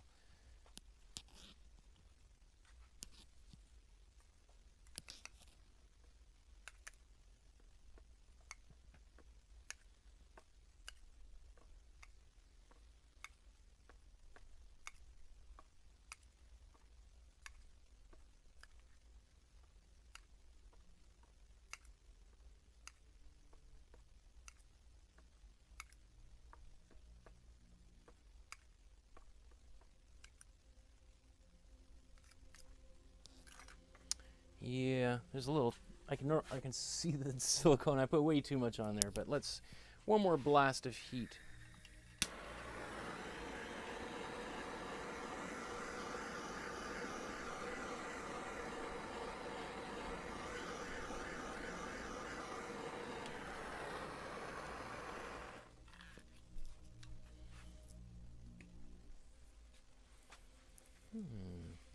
Okay.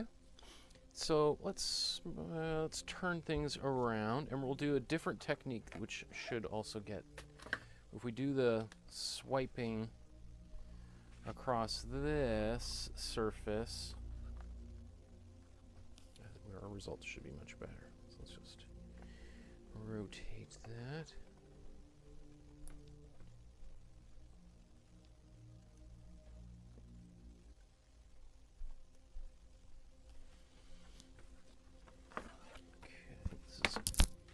Number 8.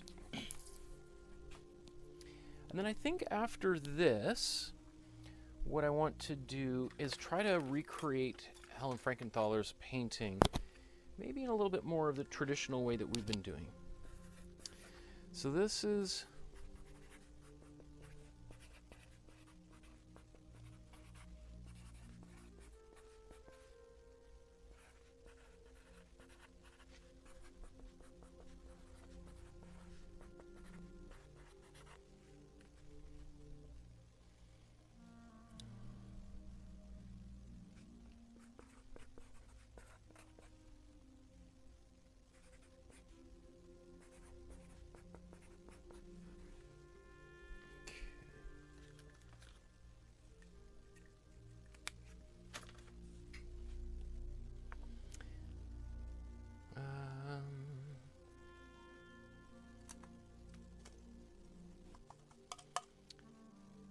so I'm gonna make a this base layer.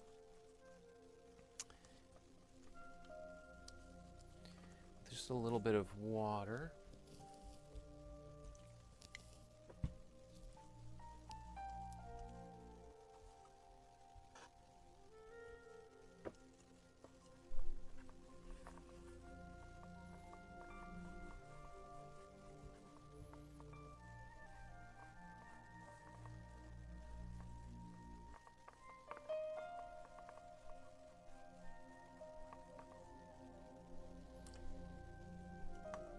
Okay. And then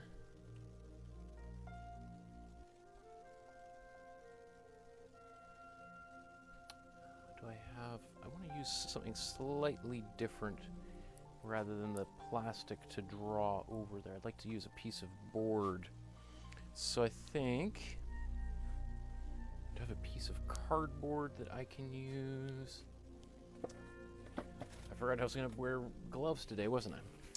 So I think I'm going to use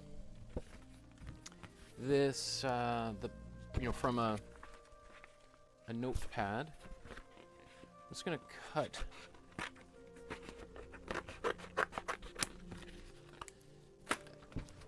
that piece off here. So now I've got a card like that that I can use to scrape the paint down. Let's turn this.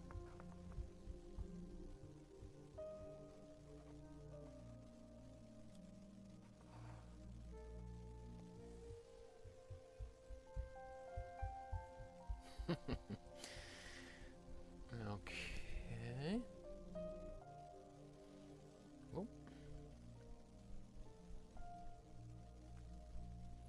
Oh, look how that is spreading. So that's really, there's a lot of water in here, which is causing those effects.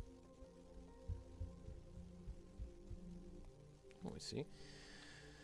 I was going to do something very different here, but this is also very cool.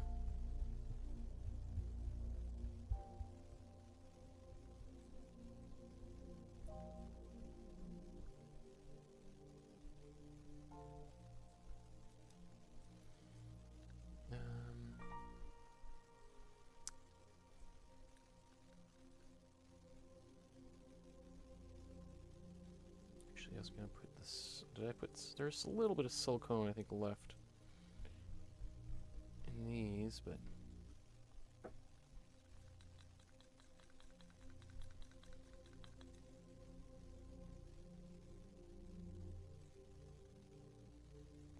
So I'm going to cover that surface. And then I'm going to take this note card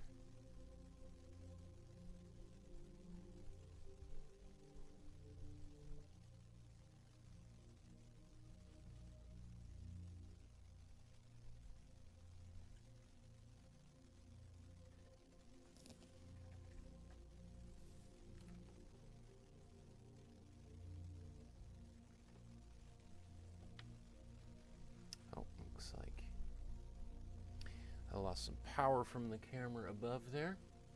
So let's see if that comes back on shortly. There we go.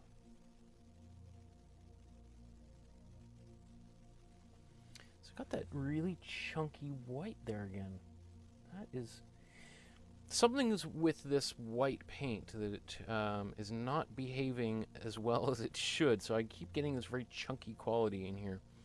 And I'm not getting the cells that I wanted. I can see a few starting to form, but anyway. That is disappointing, but that's a part of this whole process, is that things turn out better sometimes than others, and every little paint's got different bit of chemistry, and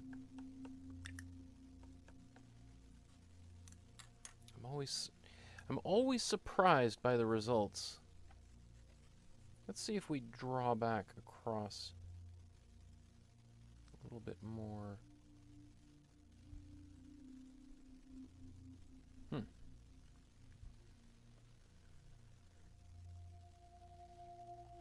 Just comes sliding right off the surface here.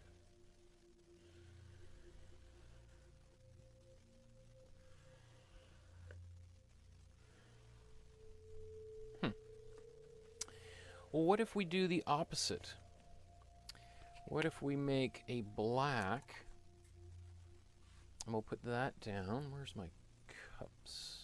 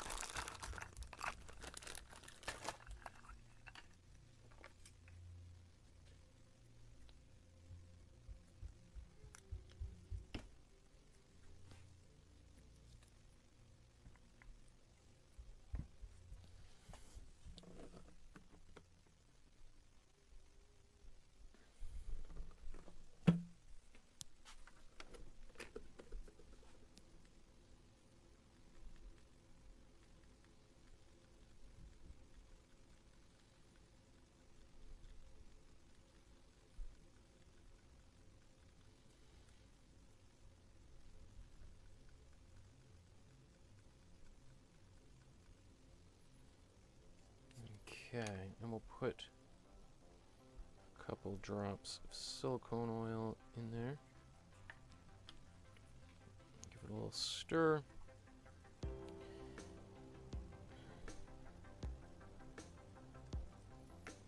a bunch of this on the surface.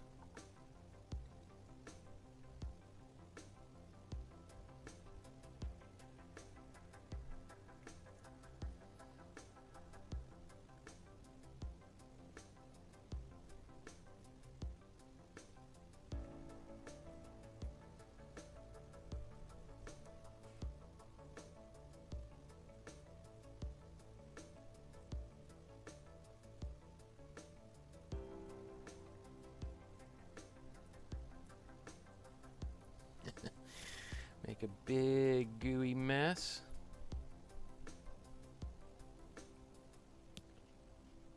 And let's see if we can draw some.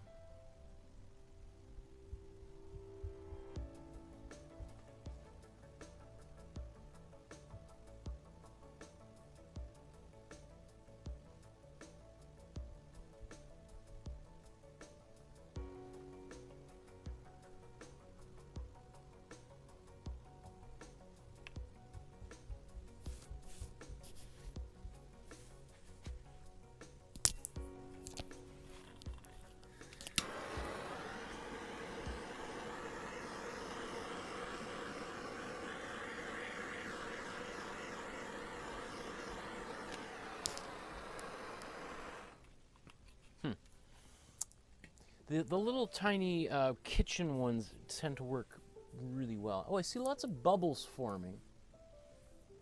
So I think that's something over the course of the night. I think this one will change quite a lot. We'll have to wait for that to happen. Okay, so I think what I'm going to do is I'm going to transition to doing a little bit more of a traditional process here now that we've had some fun with the paint pouring. And let's paint a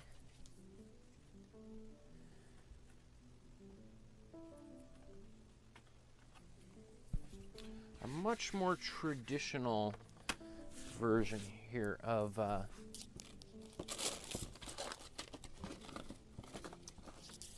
using Helen Frankenthaler's technique here. So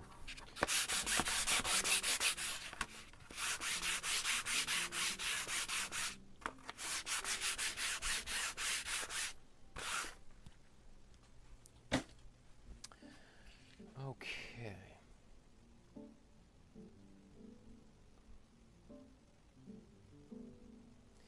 So I'm going to put paint on my palette as I've done time and time again. And we're going to mix that base layer, and then we'll do some pouring over top of it. And I'm not too concerned about it not being fully dry, because I think actually having that first layer being a little bit wet is going to help that paint spread as when we drip it onto the surface.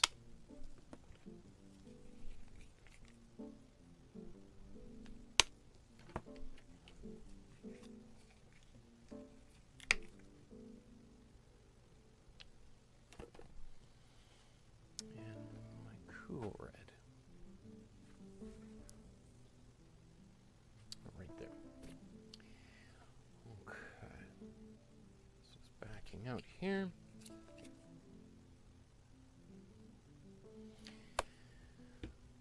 Okay. So if we want those colors,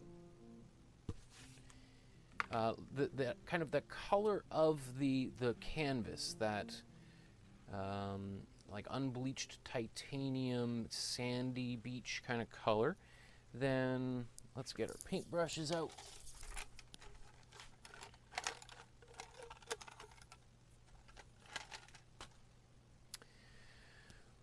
What we'll start with, it's gonna be mostly a warm kind of brown. All right, so I could take some warm yellow and some warm red.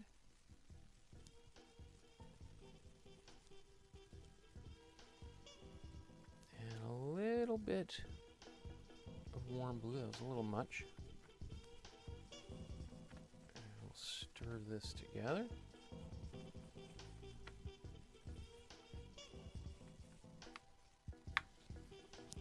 Okay, and we're going to have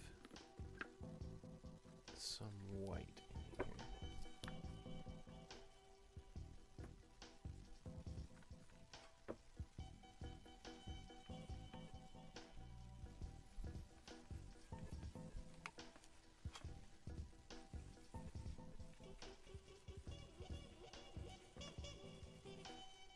Pretty close.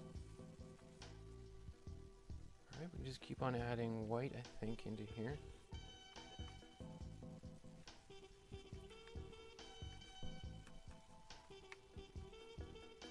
Okay. So I'm going to take this, and let's add a little bit of water to it, actually. Just to thin it out a bit.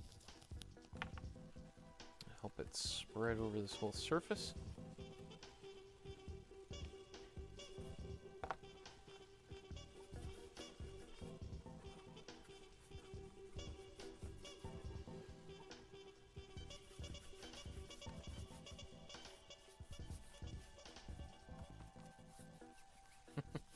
Picked up a little bit of paint that's on the table there. That's okay.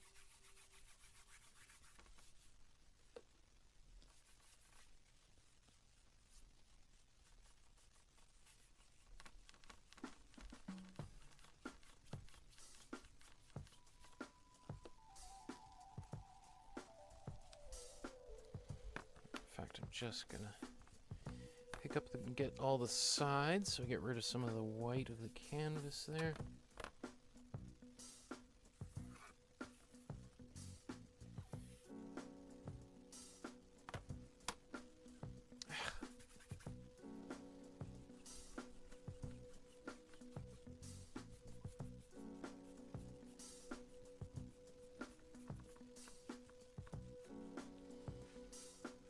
Okay, in fact, you know what I'm going to do? Just make a couple of the other small ones.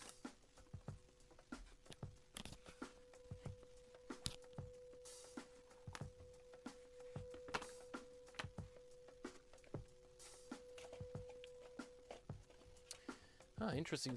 Peter says some warm water might help get rid of some of those chunks in the paint. It never even occurred to me that a different water temperature would... I mean, it makes sense now that you point it out. It sounds actually kind of really obvious.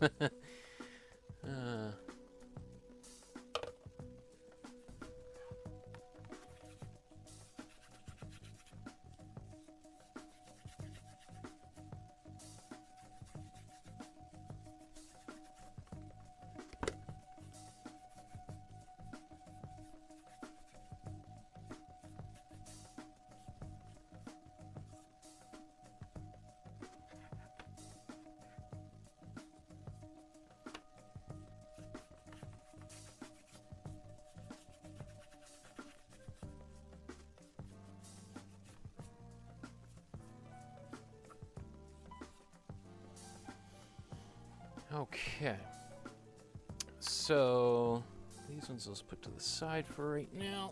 The small ones, we'll work on our bigger one. Yikes. Okay. So in order to get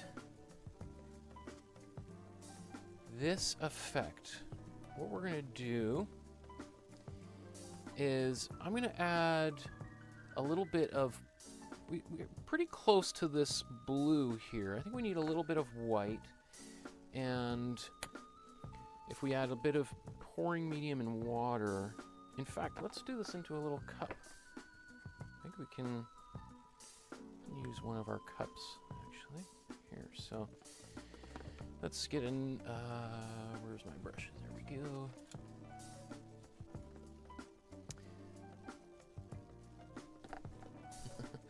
So I'm just going to scoop my paint right off the palette into a cup. I'm going to put some paint onto the palette, and then I'm going to scoop it. So I scooped all that paint. Let's put it right here. Put some white. Maybe that's a little much. Let's just... Okay.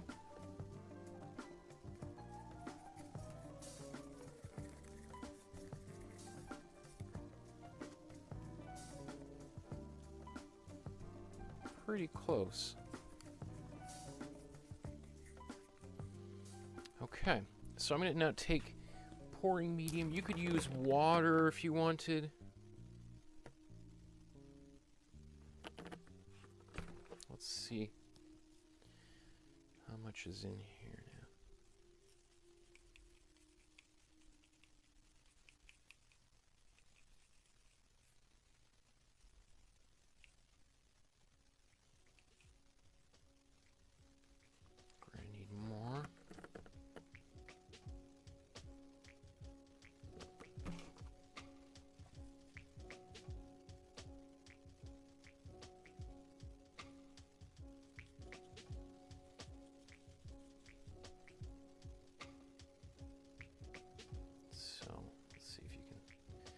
See that.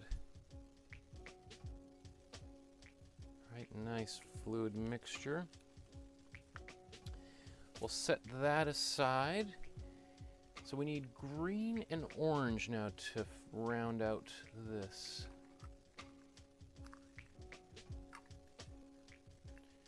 You know what? I've got these just out of interest in reusing some of these. So I'm going to reuse. This is from our very first, which was just water and paint. So we'll make an orange and a green here, so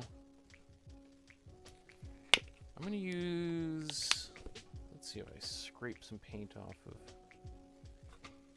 here. Get another brush.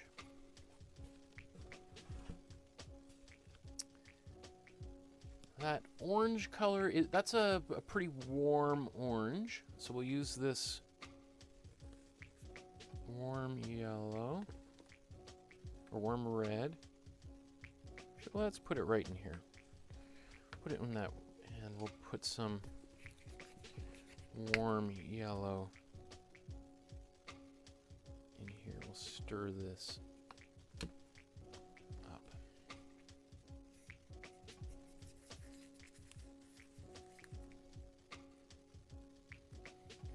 So I had the remnants of cool red in this cup. Put warm red and warm yellow in here to mix up an orange. Looks like we go a little bit more yellow. Oops, let's see.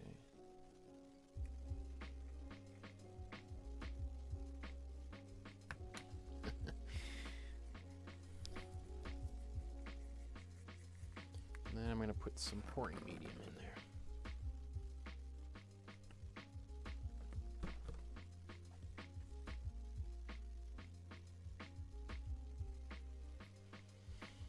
So when you're doing this, you can imagine Helen Frankenthaler is doing this on a much larger scale with like big quantities of pouring or of oil paint and turpentine. Okay, we're gonna make one more here. I'm gonna scoop off this yellow off my palette.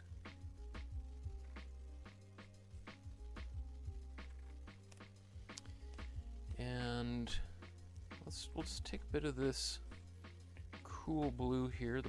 Blue is going to make a change pretty quick to this color, so you don't need too much of it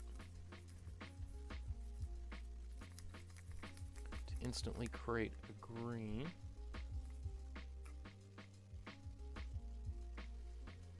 This one's a bit more electric. It's got this is cool yellow and cool blue. So if it's too bright, I'm going to take some of the warm blue out of this mixture off my palette, and we'll just put this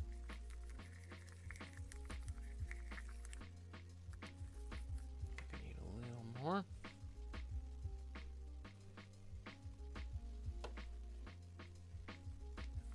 Because what that does is cancels out, it adds some warmth back in there, which is going to turn it a little bit more brown. There we go. Pouring medium.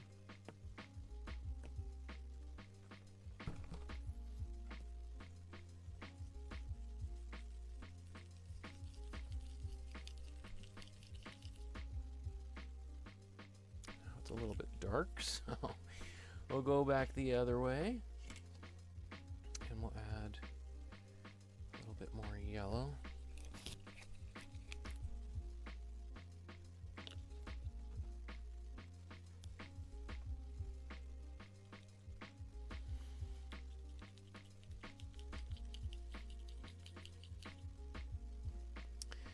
Okay, so now we've got our colors mixed. We've got a green, we've got a blue, and we got an orange. Right, so this is where we can now really have some fun. Obviously, I didn't bother drawing this composition out onto the surface here because we're just going to paint right over top of it. So the first thing we want to do is think like which colors went down first. I would say that the green looks like our first color because we can see the blue covers it up a little bit. So let's just see how this goes. Let's need even more pouring medium on here.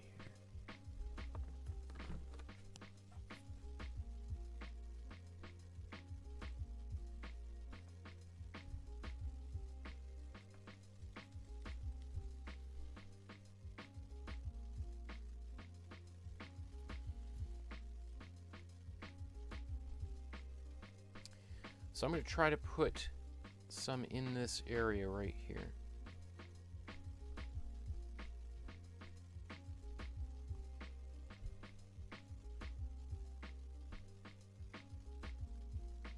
It's coming on pretty thick again. I'll probably put a little water in there, would have helped big time. In fact, let's put a little bit of water in this mixture. I think the other ones are a little bit more fluid.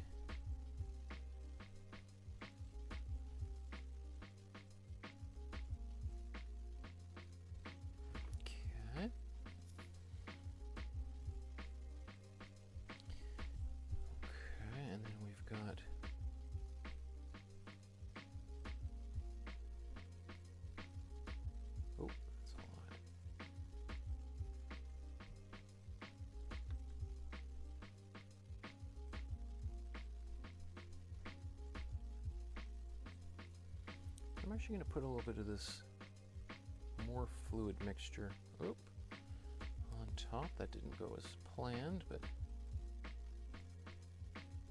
rarely do things anyway,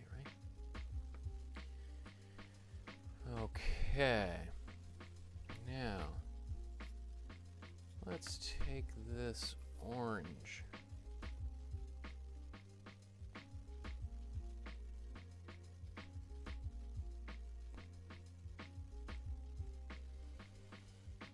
So I'm dripping it onto the canvas, not painting it. So let's show a different angle here. If I can find it, huh?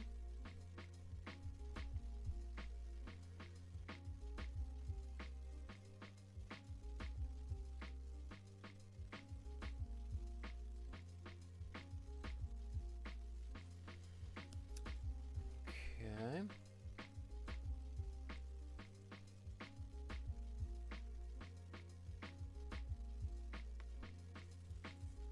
Just move my coffee cup. Oh, and I got some right on my green while I wasn't paying attention. That's okay too. We can always do another one of these.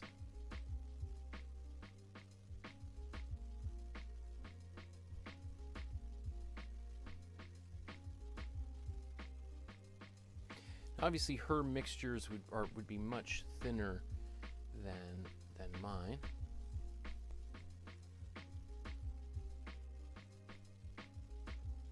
Okay, so I'm going to put a big orange spot right here.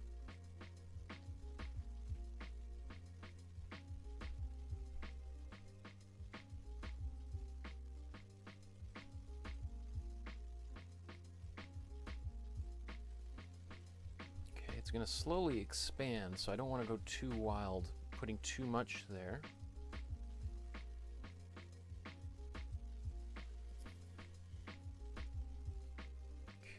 Okay, and then we're going to put some big orange blobs down here.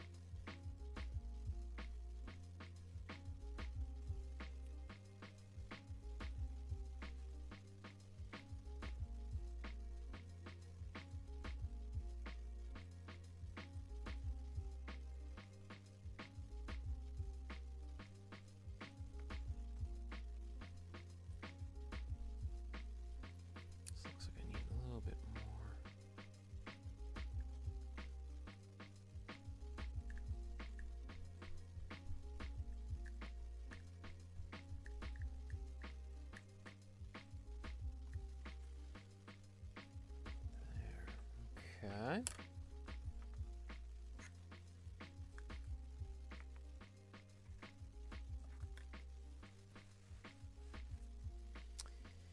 Now let's do some of the blue. So we're going to put some of the blue right up here.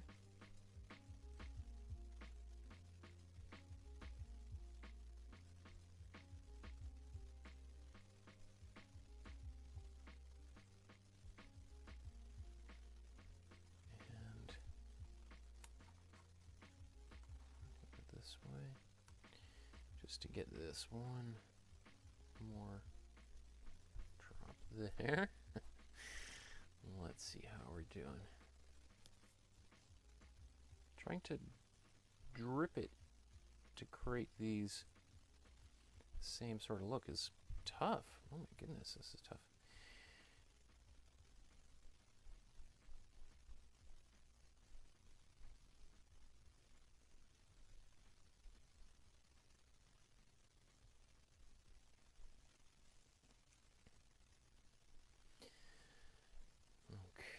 Okay.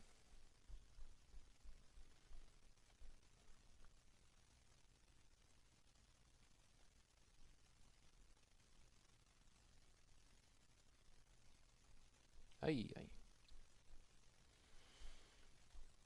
Okay, I didn't mean, you know, it's tricky. Like, as I'm trying to do this, I'm like, wow, this is, it takes a lot of patience to not take your brush and just immediately smoosh it into the paint to make it go where you want. This is much more of like a, kind of a Zen activity here. All right, so, I guess you won't see that much. Let's see.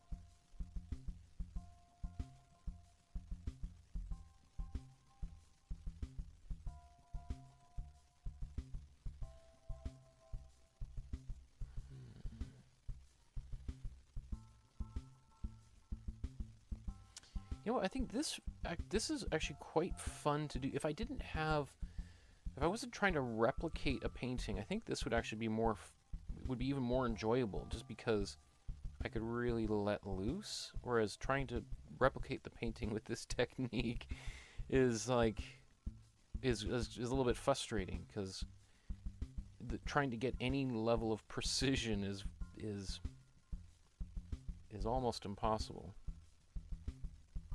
Although I'm sure, you know, it kind of reminds me a little bit of like those Buddhist monks who blow the sand into, right? Like,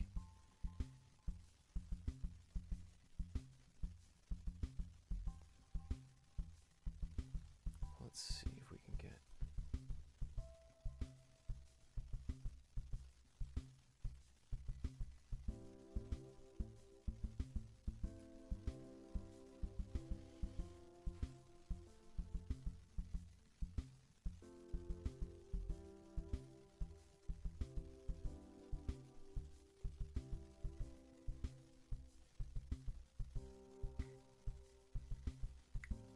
Pretend like this is all one.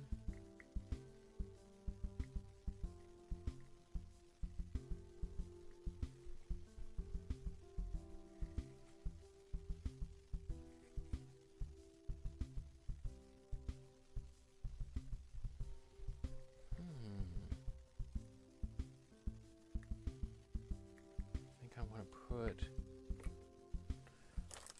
more orange here.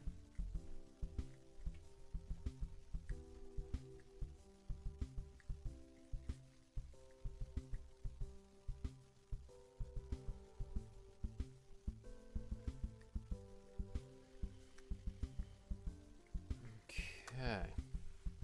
So I can also now just do some gentle blowing on here.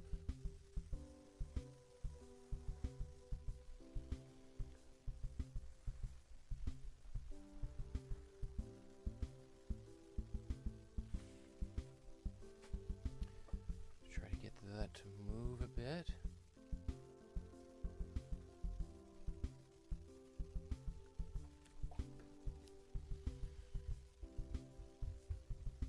And there's this mixing going on up top here, which I don't mind, but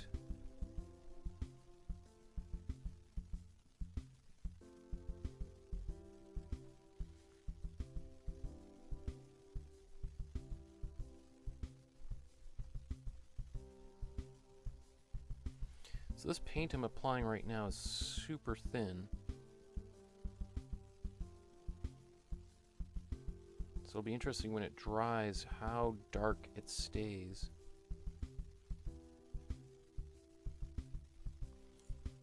And then also now that it's touching this wet blue, how much of each of those colors are going to invade one another's space here. There is also that green kind of went even further out there. So part of me wants to just take it and just push it. You know, let's see. What if I was to mix it with even more water?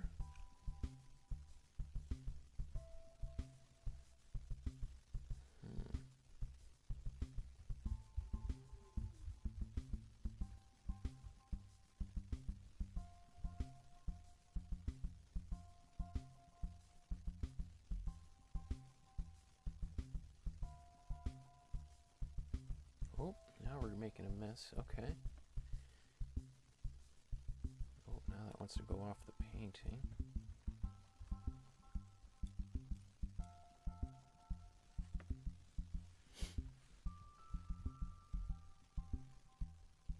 Slowly moving this way.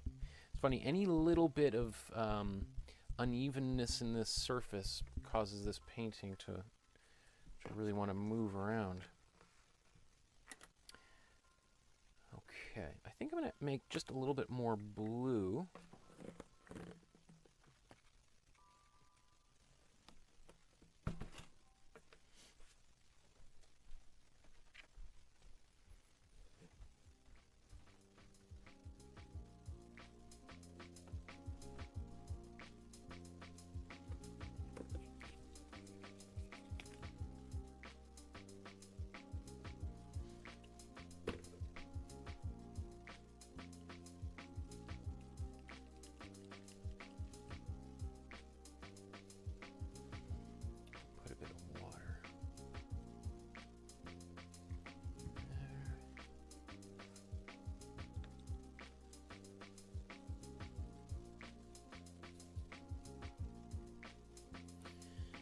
A tad bit darker than the previous one.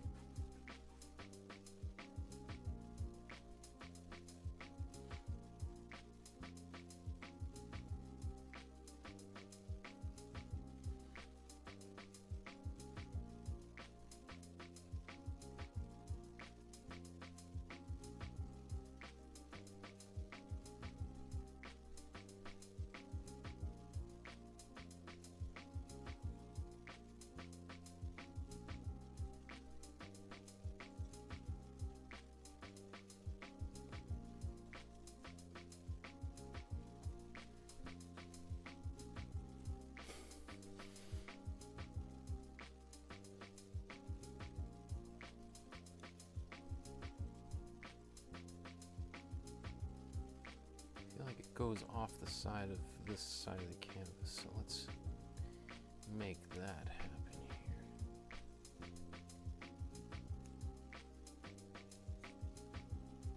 I'm really intrigued to see, like this one particularly, how the paint behaves over the next 24 hours and what happens to this and how thick it remains and how much it levels out.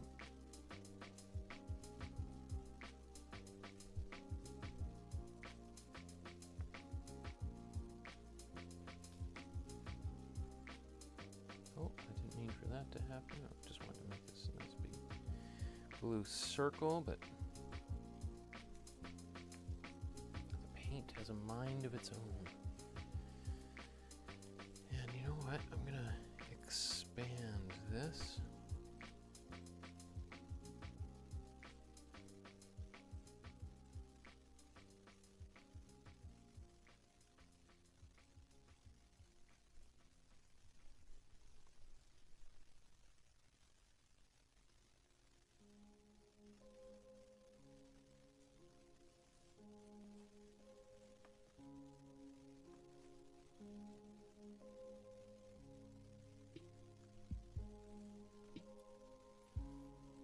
This is like the quietest I've been, right? I think, you know, this is the kind of thing, strangely enough, this is the one that requires maybe the least amount of brain power, but it also invites more of a playful kind of, you can just sort of zone out as you're painting it, so. Okay. Well, let me take a look through our long chat and just see some of the comments that are out there. Maybe let's take a sip of tea.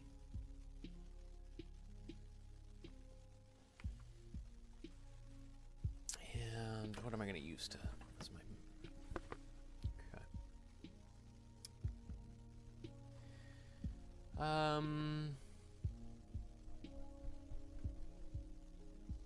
Wow. Oh my goodness, a lot of stuff in the chat here.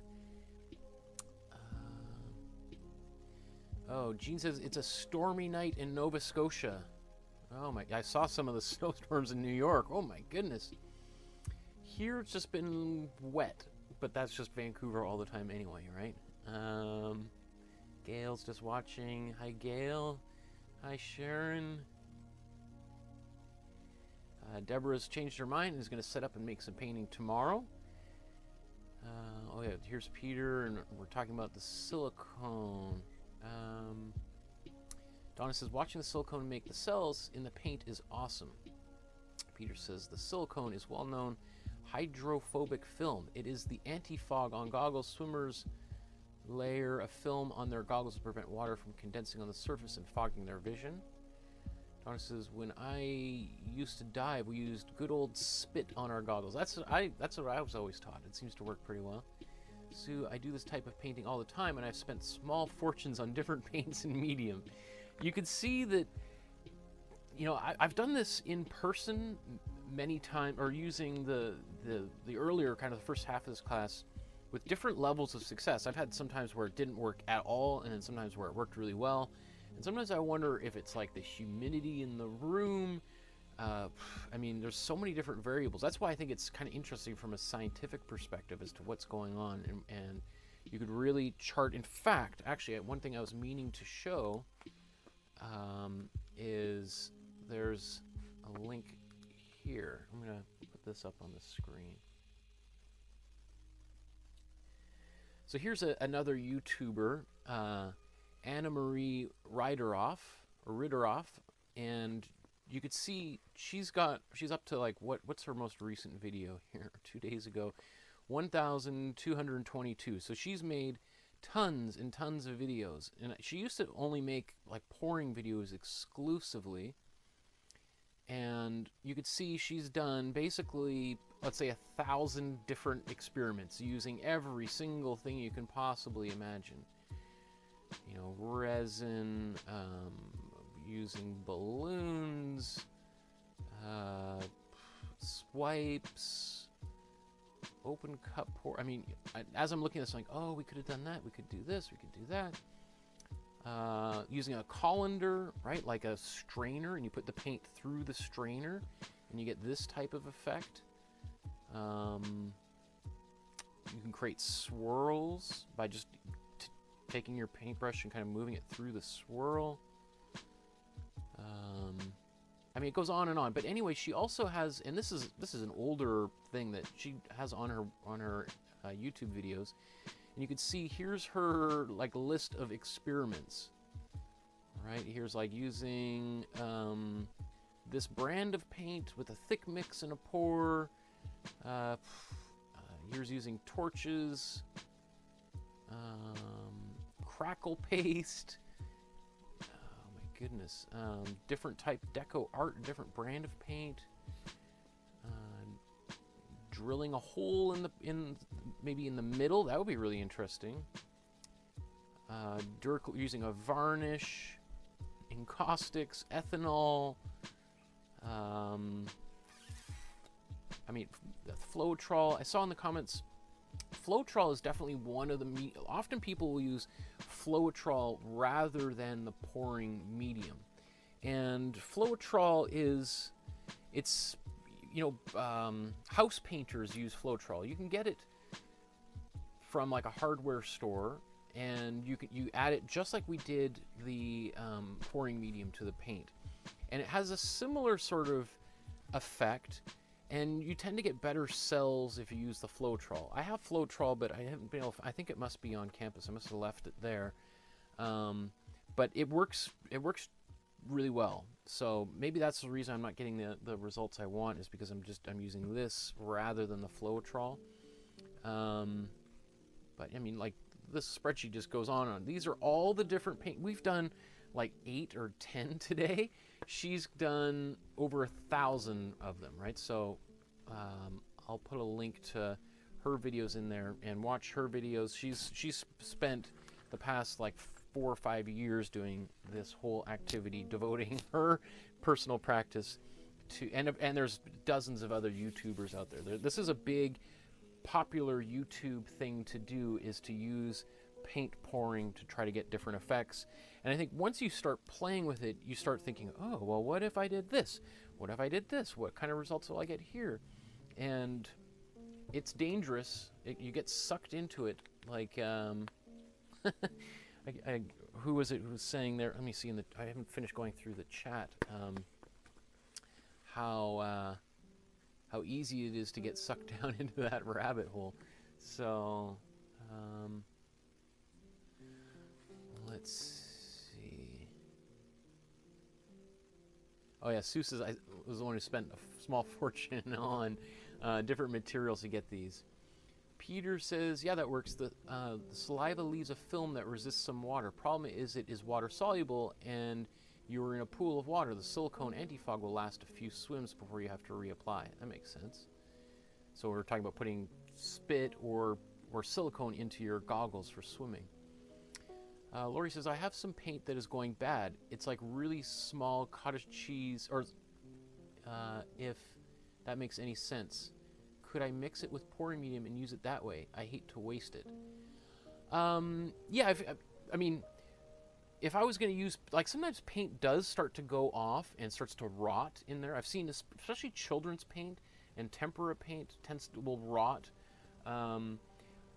You could use pouring. I can't guarantee what it would do if, because I think part of what's happening is some of the glue in there is drying, and the water is the glue is thickening up and the water is staying there, and some of the chemicals in the water might have organic compounds in there which are starting to form mold.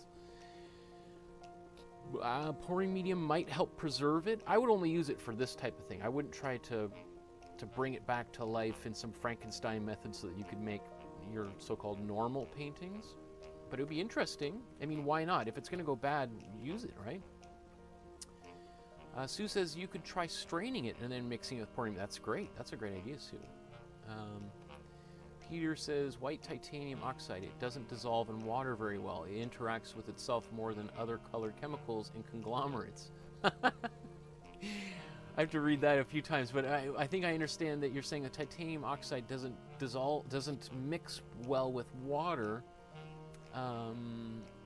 So again, that's in that sense, maybe using this particular white paint from Michael's with water, that's why we're getting that chunky quality, versus if we'd use a different white, because there are different whites, we probably get a different result, right? Less chunky quality. LGB says use Floetrol to add to paint. Peter says it's similar reason as to why white is so opaque. That makes sense. So the reason why it's getting so chunky is because it's so good at normally hiding and covering things, but when we try to thin it out, it's sort of working against its primary property, right? Peter, Michael's pondering all sorts of things in my language today. Yes, that's true. LGB says, yep, that's the fun part. Deborah says, mine looks like a galaxy. Ooh, cool.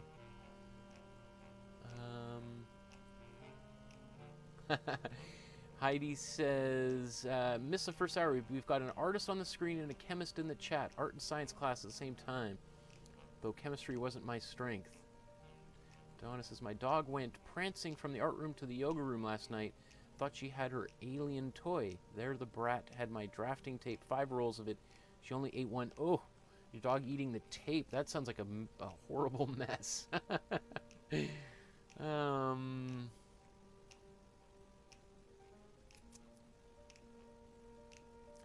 Shelly says, well, I tried to spend at the same time because I thought I'm going to do some form of messy stuff. If I should do it now, LOL, I'm not sure. It doesn't look as good as Michael's. Well, again, you just, hold off on your judgment until tomorrow when you look at them again. Some of them are changing. I can see some of these are changing. In fact, the last one, I'll bring those up here in a second. We'll see if we can see any change. Peter says, the silicone oil is an area of no paint. When added by nail, it is pushing through the paint and making a transparent layer area volume. But eventually, as it thins out from where it starts, it will mix with the local paint again. Deborah says, I think yours looks amazing, Shelly. I was not going to do this tonight, but ended up anyway. I put mine up so far. Oh, it's great. I can't wait. So there's some people who have already put stuff up onto the class here. Let's reload that and see how that looks.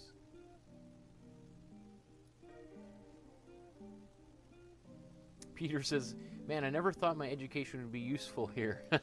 You never know where those degrees can be helpful.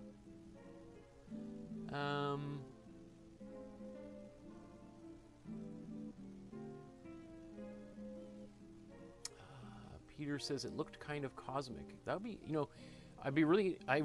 oh wow, so some of them are already, look at these, you guys are great. Okay, so let's take a look at some of your artwork you've already got up here on the Facebook page. Cool, look at, here's Deborah's. Oh, we got some of your bubbles coming through. Wow, look at these nice cells forming. Nice. Gooey deliciousness. And then, oh, this is Shelly's spin. Ooh, cool. I like that. That's a great look. Oh, I'd be interested to know how you did this, Shelly. Looks like you got some kind of device that you got it spinning on. Anyway, we'll go back here.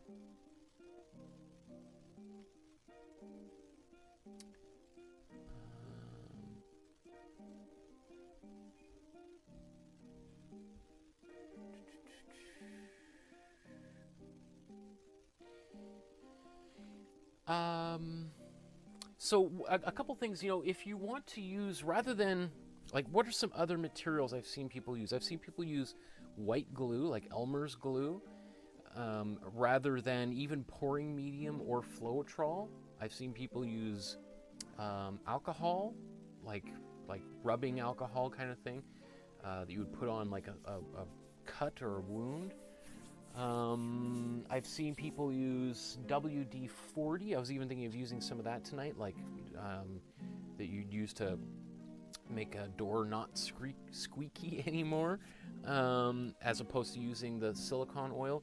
You can, if you can't find this acrylic from purpose made for this purpose at your art supply store, you can find. I've seen it at it's called Treadmill Lubricant at Canadian Tire or a hardware store. So Treadmill Lubricant, like for making your treadmill run smoother.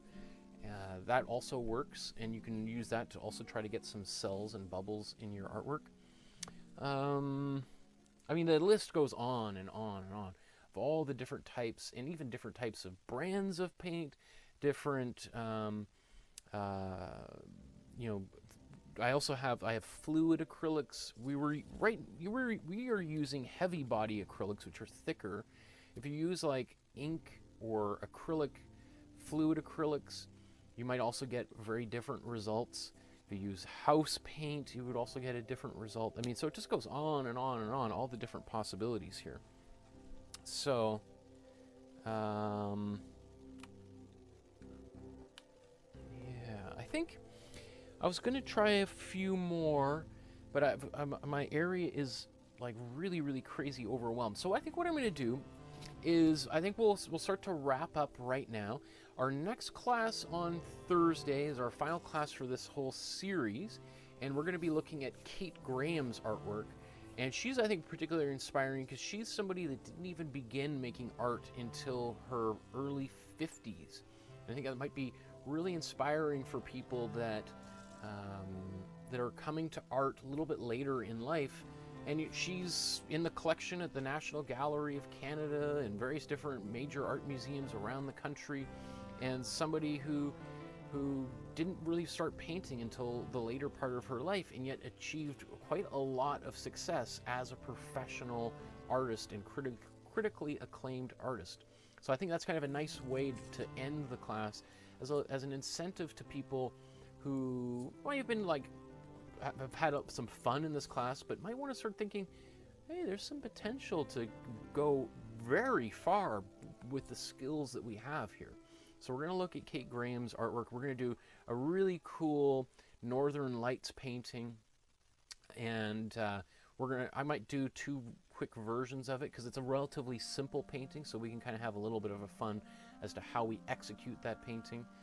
And then the following, I think this Saturday, I'm going to do another episode where I give you feedback on your artwork, because we still have so much to go through, so many awesome paintings. I mean, that's, you know, I was writing in my journal about how exciting that is, that there's so much material that you guys are sending me for us to share on screen that I can't cram it all into one episode. And so that level of engagement in the class is something I was more than I could ever have possibly dreamed. So I'm really, really touched and grateful for everybody out there for taking the class, for participating, and being so involved even on the Facebook page. So we're going to take a look at more of your artwork this Saturday.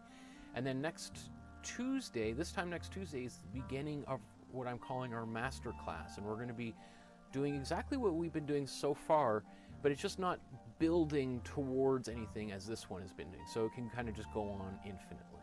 So each Tuesday we're going to be looking at a different artist and making a painting in their style. And then on the Thursdays, what I'm calling Paint the News, we're going to be looking at different things in the news and using those as inspiration to create original artworks. So we're going to learn how to take, you know, we'll look at videos from the news. We'll look at things, contemporary things happening and painting landscapes, still lives, portraits, etc.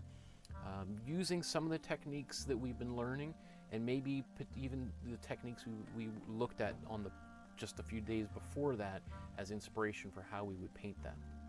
So we're going into a whole new world in next week, which is going to be really exciting, and hopefully many of you are going to continue along for that journey as well. So I look forward to seeing your images. I'm going to do a little, you know, kind of a part 2 to this that I'll eventually edit together so you can see the results of all of these paintings that I've made. But I'm also really excited to see how your paintings turned out.